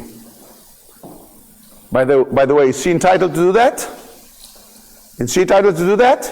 Of course she does. This is business. The only person I can complain to is myself. So the third reason that I'm telling Tata, it sounds very good. It's, by the way, within my data, I need to talk to Zura, and just to make sure, and listen up, my friends, that the back office is a backing office. We have to make sure that the back office is a backing office. Okay? Dimitri, are we okay? Yeah? Okay. Fourth reason why I say sounds great, let me check. Let's say a friend come and tell me, hey Michael, we're doing some barbecue tonight. Come over. I say, oh great, we're coming over. So I go home and say, Iritim. This is my wife's nickname, Iritim. Iritim, we are invited to the levies. They're doing some barbecue. Oh great, we haven't seen them for a while. I'd like that very much. But then our daughter, Odeyush, she was 7 years old, she said, but I don't like the levies. Young girl, you coming with us. How does this barbecue look like? Not so fun. Not so fun, huh? Because you cannot take anyone for granted, even your 7-year-old daughter. You understand? When I say to someone, sounds great, let me check, I remind mainly myself that I'm not alone. I have some other people I need to take into consideration in this situation. And the fifth reason is anything which is instant tastes like plastic. It's too good to be true. Too fast. Especially in Georgia, we need to sense subjectively that it took some time. It wasn't too fast, right? Can we understand that? When things are happening too fast, we get suspicious. How come he gave me such a big discount, right? How did she agree so fast? Right? We need some process. Are we clear on that? But this is when things are great. This is when everything goes great and somebody's giving us an offer which is, we like it. Most of the situation in our life today, when we ask someone, is there anything that can be said or done, or do you have any suggestions or something that may work? The answer is no. And by the way, the second no is much more aggressive than the first one, right? Which words from the words no you did not understand? Read my lips. No. What do we do? My dear friends, what do we do when we get the second no? We hear no, thanni marra. Some of you here speaks Arabic or no Arabic at all? You don't speak? Okay. ولا تحكي عربي ولا إشي ولا كلام. Okay. We have something to work on. Okay. So what do we do when we get the second no? How do you say no in Georgian? Ara? Ara. Second, ara. What do? We get angry. So how getting angry will bring you what you want? Okay, so what do we do? Okay, if this is the answer, bye. This is what you do? By the way, I want to tell you that none of you get paid. You will never get a salary to say goodbye. Nobody is paying you in order to, especially not after the second time. So what? He said no second time, so that's it? Bye! What do we do when we get the second no? Ara. Ara, ara. What do we do? Hello? Look for more options. Such as, oh, see, there's a bird. What do we do when we get the second no? And here is something that took us almost 20 years to make a research and to realize what happens when somebody says no again. When somebody tells you no the second time, what you must say, so I understand your answer is no. Somebody, when he repeats or she repeats the second time no, she or he must hear that you heard that they say no. Otherwise, any other answer, subtext, you're not taking me seriously. And this is when they become really upset. Really upset. And they're entitled to that. By the way, you should know in life, when people saying to you something more than once, the same thing, the only way to convey to them that you've heard them is to what we call active listening. If you say to somebody, or I understand, they don't, but oh, so what you understand that on next Monday you'll be home until, oh, okay. And as we said before, the fact that I understood what you said doesn't mean that I agree with that. But at least I understood what you said. Hello? But it's not enough. What we do is, so I understand your answer is no. We stop for 1 second and say, does it mean never? Or we say, what should I understand from this no? Whoa. Now when you say to someone, so I understand your answer is no, immediately he or she understands that there are consequences to this no, right? If I say to my daughter, Tutush, would you care to close your computer and go to sleep? Dad, leave me alone. When she was like 16 or 17, okay? Is there anything that your father can say or do that will allow you to close your computer and go to sleep? It's 11 o'clock tomorrow, there is school. Dad, you're digging. So if I understand correctly, you're saying no to your father? Then, Daddy, right? Give me more 10 minutes. Okay, 10 minutes, but then we didn't have to slam any doors. Everything is fine, 10 more minutes. Saving a lot of assets. Because I just reminded her who she's saying no to. In many situations, many relationships. Okay, so if I understand that, so the answer is no. Actually, if I understand right, your answer is no. What do you understand from this no? Oh, come on. In the next 2 months, I can't. So now we know that snow is thick, it's 2 months thick, right? As long as this clause is the agreement, so this snow is about this clause. Good, we can deal with this clause in the agreement. We understand how thick, okay? Which kind of no are we talking about? It has to do with time, but what happens if he tells you, with you, I would rather go to heaven and come back and will not sign this agreement? What happens when we understand that this no is a personal no? I do not do business with women. You know those kind of people? Where is your father? Yeah. What do we do? What do we do when we understand this no is a personal no? Or a gender issue? Or an age issue? Or a religion issue? We do not do business with religious Jewish. We do not do business with Israelis. We hear this more and more in Europe lately. What do we do? What do we do when we find out it's a personal no? Huh? What do you do? Hello?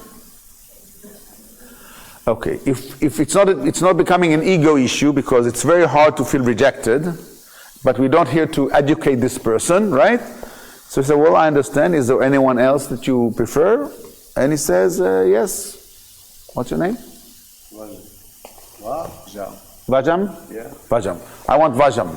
Vajam is he is a man. Vajam. What do we do? He says, I do only business with Vajam. What do we do? What do we do? Repeat my name. I said, he says, I want only Vajam. This guy says, I want only Vajam. What do we do? What? We said Vajam? My dear friends, the most important word, the most important sentence in negotiation is you should know, thee who control the how will control the what. If we will tell him, okay, we will send you Vajam, he said, also ask Nino to jump on 1 foot and ask Saba. Ask Saba to do like this. Because he just now started to play the flute and I started to dance. This is the most important sentence in negotiation today. Thee who control the process will control the outcome. If I will give him what he demanded, then if somebody is shouting on you and you shout back, it's just a matter of time until he or she will get exactly what they wanted, because they had decided what would the process, how it would look like. I tell him, well, Vazam is very great. I know. I'm glad to hear that you had good experience with Vazam, but Tina is going to meet Tazo tomorrow, and next week, Taco is going to call you. Maybe to the signing ceremony, maybe we will ask Vazam to come. If I want to leave some light in the end of the tunnel. But my friend, I am the one, we are in this we are the one, we are controlling the process. All the politicians in the world, you will hear that, I will decide how and when to react. You know those kind of answers? Because the subtext, we are controlling the process, we will control the outcome. This is something, and by the way, if we go to a meeting and we say to someone, well, can I have a cup of coffee? Oh, yes, sure. Oh, we started to influence the process.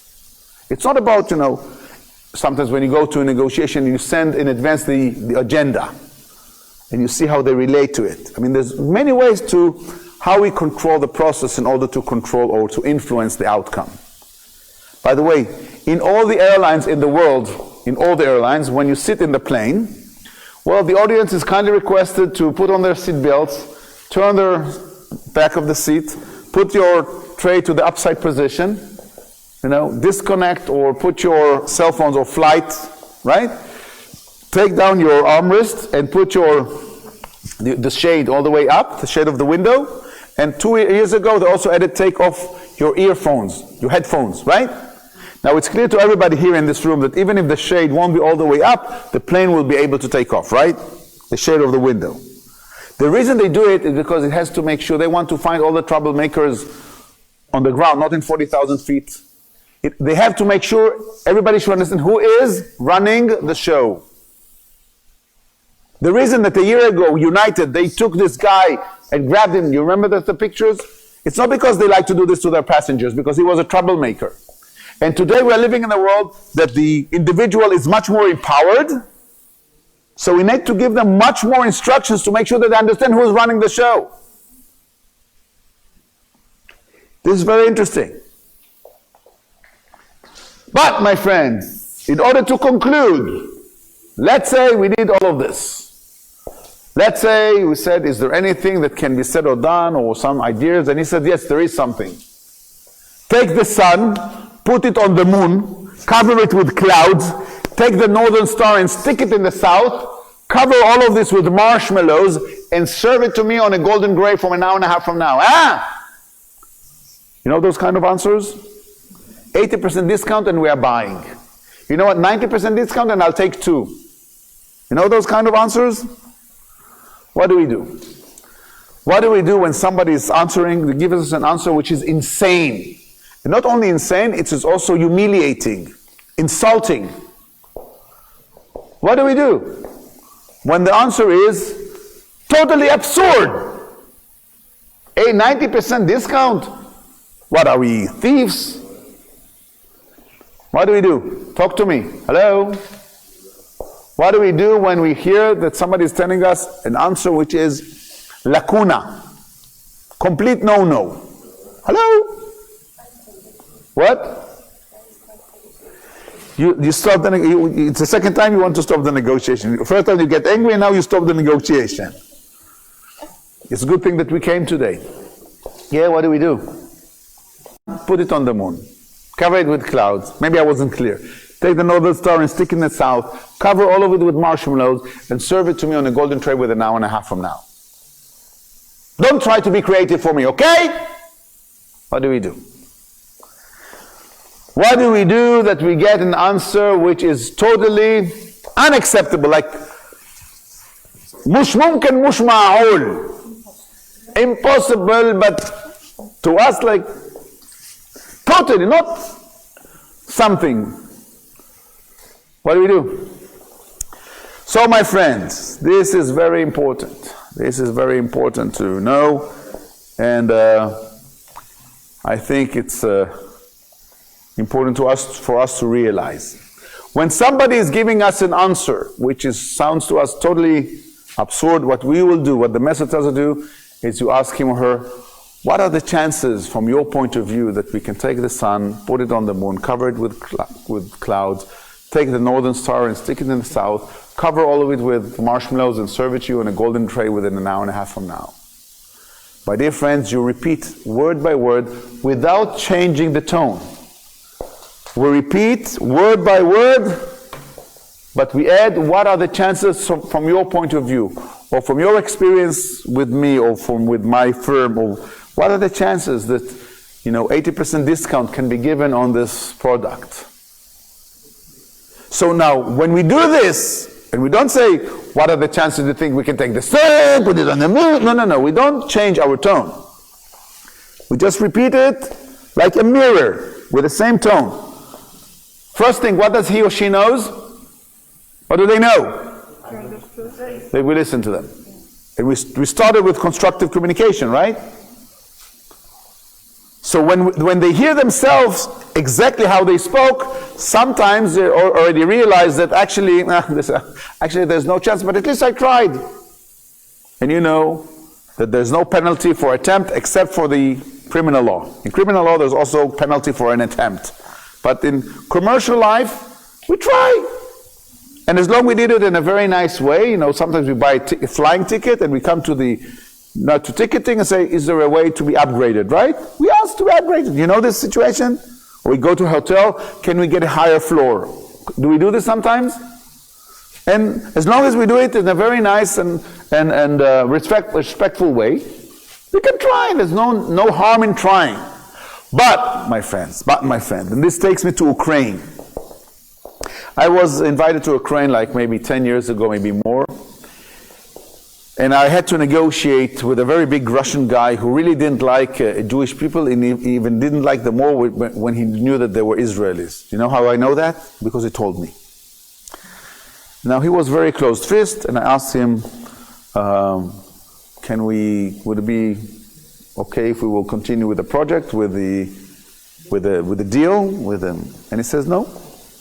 And I said, is there anything that can be said or done, or something that may work for you that we can continue with this deal? We have already invested a few months in it. And he says, 800, I don't know about you, but I was I told you I was a district prosecutor in Jerusalem. I'm not used to bribing police officers. So I was like, what are the chances from your point of view that $800 will be given to this police? And this police officer was standing like 20 steps from us and he was just waiting. So what are the chances that those $800 will be given to this police officer? I repeated his name, especially when it has nothing to do with me or with the people who send me over here. I looked at him and said, no problem. And he goes to this police officer and he pays him $600. By the way, why $600 and not $800? $200 was his commission, which I was not surprised. But to see an officer, daylight, center of town, I was afraid, seriously, I was afraid that something's going to happen, because it was something that I wasn't familiar with. But in his head, it was totally acceptable. This is how things, by the way, this police officer opened the doors he was supposed to open. I went back to my clients and said, I cannot continue with this negotiation because there's a language I do not understand. I'm not saying it's good or bad, I just don't understand this language. But here, something that sounded to me totally insane was totally acceptable in his head. Because where does negotiation occurs? In their head. You may be surprised, because when you ask him what are the chances that the sun can be taken and so on and so on and so on, he says, well, we take the sun from cellophane, and then we put it on the moon. We take the moon from carton, from other paper, and we put them. And then we take some cotton, and we cover it like clouds. And then we take with a needle, we take the northern star and we put it in the south, and then we cover all of this with marshmallows, and we take some fake gold tray and we serve it. I thought he was talking about, and he meant some crafts. May this be the situation? Hello? Yes or no? Because where does negotiation occurs? In their head. You will be surprised, especially in our world today, with these tons of data, which things may work. When we say the irrational becomes rational. As long as because people, it didn't come just to play stupid or to waste their time, not to mention our time. But in order to close this, what happens if we do everything according to this plan, according to the method, and we say, what are the chances that this and this can be done? And he goes to very, very bad language. Who do you think you are? What do I care? F you! What? What is it, a quiz? Are you questioning me? What happens then? What happens if somebody is becoming very aggressive? We did everything, we respected them, we were aware of our ego.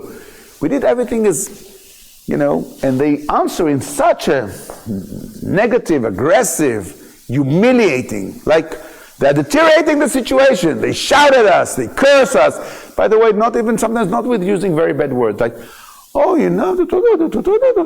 those kind of, what do we do then? What do we do when people are trying to escalate the situation?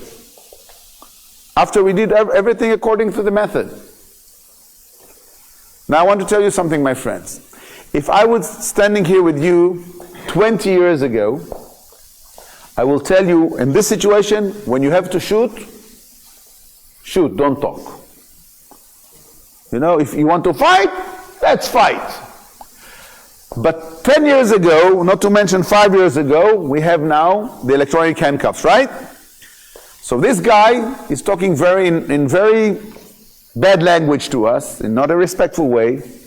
So we decide to respond, because we all know how to also answer back, right? And he earned it. He really earned it. You know what I mean, right? So we answer. We know also to raise our voice. We also know to be very, very, using bad words. And what does he do? What does he do? He's recording us. He's recording us and filming us. And in 15 years, when you would like to be appointed to a very important position, this company will be using someone named Dr. Google. And they will say, this Michael, he's very, very nice, but he sounds like a punk. Next! The time that they will take to inquire what were the circumstances will be thick as this. My dear friends, thank you. My dear friends, I want to tell you something. Each one of us in this room have only one thing in this world. You know what it is? What is the only thing that you have in this world? You know what it is? Is your reputation. Your reputation. You work very hard on your reputation. And no one is entitled to destroy your reputation. When you curse someone, when you shout on someone, when you respond in a very nasty email, the first person which is being hurt is you. Because now it's part of your CV. Before you get out of the meeting, it's already in the YouTube.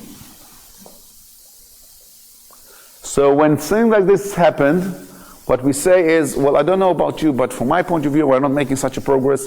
So then what we do is we change the PTPA, participants, timing, atmosphere, and place. You replace one or more of those things, you get a restart. Participants, maybe we add someone. Timing, is there a difference between morning and night? Is there a difference before the holidays, after the holidays? Atmosphere, there's a difference. Night, windy, sunny, different atmosphere. And place, is there a difference if we do this discussion in the living room or in the kitchen? There is a difference. Change one or more from those four PTPA, participants, timing, PTAP, participants, timing, atmosphere, and place, you get a restart. Meaning not just yet, maybe tomorrow morning. I can tell you that my daughter, Odea, if she's hungry or tired, it's not a good time. Nojush, our second daughter, if it's morning, Noya, she doesn't say good morning, she says just morning. There cannot be good morning. After 11 o'clock, then she's balanced again. You know those kind of people? You know those people? Participants, timing, atmosphere, and place. Why do you say to someone, hey, maybe you can go talk to him? We would like to exchange the participants, right? Talk to him, you talk to him, right? Participants, timing, atmosphere, place. My dear friends, the reason that with this what we took the time, and I hope that you don't feel like you've wasted your time to realize those 10 rules of engagement. What does it mean to negotiate today? Today. What does it mean to negotiate today? Why? Why is it important to realize that, with all due respect to win-win concept or all those very ancient things, we have to update what it is to negotiate today in times with technology? People that don't have short fuse, they are lacking fuse, they have no fuse. No patience. When you go into the supermarket, what do you think is the main goal of the supermarket management? What is the main concern? Talk to me. What? To serve the product. That you will come again. My dear friends, when the plane take off, okay, the wheels took off, they can shut off the air conditioning, close the toilet, and starve us to death, right? Instead of this, they put 2 inches, so we have more place for feet. 138 movies in transatlantic, and 9 different menus in economy. 9 different menus in economy. And all of this also in Georgian Airlines. And all of this because we appreciate you have a choice, and we hope to see you again on one of our flights. Because this flight is already over, you are here. We are concerned about all the business world. I'm teaching in some business faculties in the world. Executive MBA. All the business faculties in the world, they deal only with one thing. They teach you, it's not this deal, it's always the next deal. This deal is a leverage to the next one. My dear friends, negotiation tells us it's all about the day after. It's never this day. The reason I kiss my wife in the morning is not for today, it's for tomorrow. I'm not joking. Whatever we do, whatever we invest, is not for this deal, it's for the next deal. There is no business in the world that builds itself for one short exchange. Even if they used to have, what we call tourist traps, like in Rome, today with the you cannot, maybe a few years ago you can, tourists were, you know what I'm talking about? Tourist traps, like you go to a restaurant and they rip you off, but they know they will never come again. It's gone. It does not exist anymore, because today, if somebody is not happy, right? End of restaurant. Global. It's all about the day after. So, I just wanted to explain to you that there is the difference between knowing negotiation, becoming a professional negotiator, and what is a negotiation specialist. It's something, but I won't take the time to do this. I will end our short discussion with this very important slide, which says, in life, we do not get what we deserve, we get what we negotiate for. You see those fish? This fish negotiated for one thing, and the other one negotiation for, see? This is what you get. You get what you negotiate for. Is this clear? The more professional you become in negotiation, the bigger chance that you will have your well-being, you will affect your well-being. Are we clear? Good. So, I hope you find those things useful. And any questions? Anything that made sense, doesn't make sense? Some other approaches? Something that you would like to... Hello? Everything is crystal clear? Or you're just very tired? Hello? What do you say? Very informal. Informative. It's since I became a grandfather, I don't hear so well. It's especially. So, my friends, I wanted to before I say goodbye. First of all, when we come from Holy Land, I would like to bless you 3 blessings, if it's okay. Okay? And then I brought you something, a small present. Okay? So I will start with the blessings and then I will give you the present. Okay? Okay? If it's okay with you. Okay? Yeah. So 3 blessings. The first one says, may all your wishes will come true to the best. May all your wishes, whatever you wish, will come true to the best. The second one is, may you see a lot of blessing, when you will see and find a lot of blessing in everything you choose to do. May you will see and find a lot of blessing in everything you choose to do. Okay? And the third one, to all of us, especially in this very, very chaotic situation with this disease and this virus and what's all going on, wars, and may all of us will hear a lot, but a lot of very good news. Okay?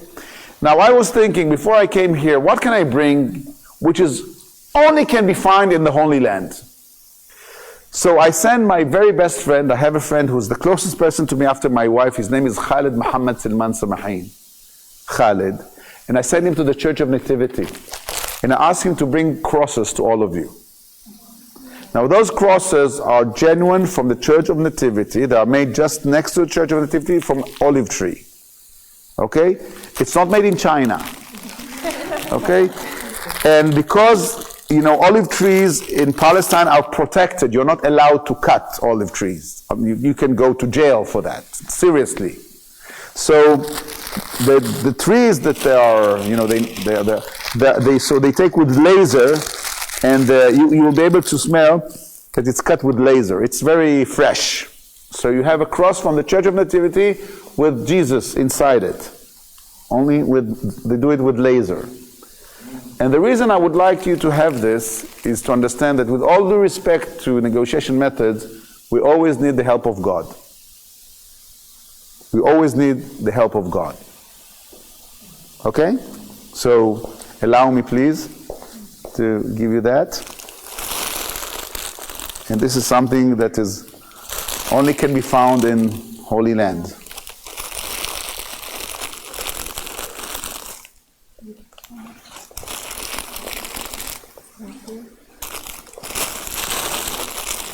Thank you. So much.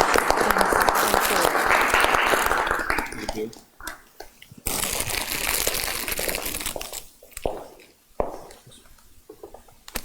You can smell it and see that it's olive tree which was cut with the laser.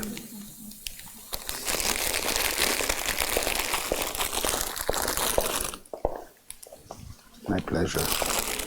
Sava. Thank you. Oops, sorry.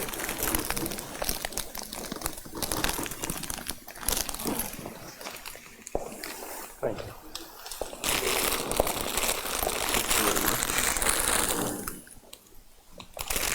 And it's not true, this is not one negotiation. It's one type of negotiation. But if we would like to go a little bit backwards to Babylon, and you look for the word negotiation, actually it was shaklaintaria, which means discussion. Much wider. Communication. It's not only when we trade, when we bargain. It's hopefully coming to agreement, maybe influencing someone, or convincing. It's much wider. We communicate, we negotiate all day long. So instead of approaching situation in an intuitive way, which can be very human, but it's intuitive, it's not professional, we thought we should share with you some professional ways how to handle those situations. How to approach resistance. There's a lot of resistance around us. How to approach it, how to deal with resistance in a constructive way. Not just facing resistance with resistance, which we do intuitively. How to approach a challenging conversation. How to ask for a raise, for example. Or, stand for what I think I should own. How to apologize when we messed up. How to approach money in negotiation. What is the way to approach it? Again, people think that it's all about bargaining, which is totally not. We do not bargain. But we do need to talk sometimes about the quantity or the quality of something. how to deal with pitfalls in negotiations, how to identify them. How do we know that we are actually entering a situation that, this is not going to go so well? Different reasons. We need to identify them and then to handle them. How to negotiate a situation when it's clear that our partner has very little motivation to help or to collaborate with us for different reasons. When there's a clear gap, like bureaucracy situations, when there's the authority and you as a citizen or somebody who needs very much their help. Negotiating in the reality of globalization. Cross-culture, multicultural negotiation. Different people. And when we talk about cultures, it's not, necessarily somebody who's French or Chinese or American. We're talking about cultures which can be different cultures from different groups or different families or different companies. It's all cross-culture. How do we approach? How do we do this? How do we handle those cross-culture situations? Again, making sure that, we didn't create too much communication gaps. In some situation we doubt whether our partner is actually telling the truth or going to fulfill his or her commitment. How do we negotiate this without damaging the relationship? How do we approach those kind of situations? Sometimes we need to interview people, sometimes we need to be interviewed. How do you prepare to those situations of being interviewed? Sometimes people get very stressed, tense because of the interviews, or when they need to interview someone, due to different reasons. And when we talk about all of this in a holistic way, we should understand that, there's also insights to negotiation, to understand actually what's going on. We call it the PTAP, participants, timing, atmosphere, place. How much are we influencing the process, or the process is influencing us? We should know something very clear about negotiation. The who control the how, we control the what. The one that will have the more influence over the process will have much more influence over the outcome. All those situations that we just mentioned, each one of them has a clear genetic code, has a clear method how to approach it, how to make it the most efficient and effective way to deal with this, as I said before, in order to save assets. Not to waste either time, either money, and mainly not to waste our own emotions. So we can live with the result and say, I did my best, and it's okay. And I strongly believe that once you are acquainted to those methods and concepts, see what fits you. Again, we are all different people, but say, okay, this I can do, practice it, make it your own. It will become later on your second nature. I think I can make this thing a little bit more clear with an example. Let's say we're sharing with you a method, clear method, step by step, how to make an omelet. How do we make an omelet? We open the fridge, we take an egg.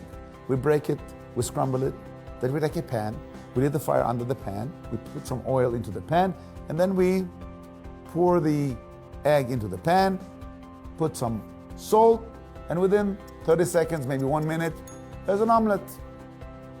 Now, even if all of us will take the egg and do the step-by-step in order to make an omelet, we will have many omelets that will be very similar, but there won't be even one identical omelet to another. It's the same with negotiation. And this is before we say that maybe one of you would like his or her omelet with some onions, and the other would like his or her omelet with some feta cheese. What we offer here is the egg.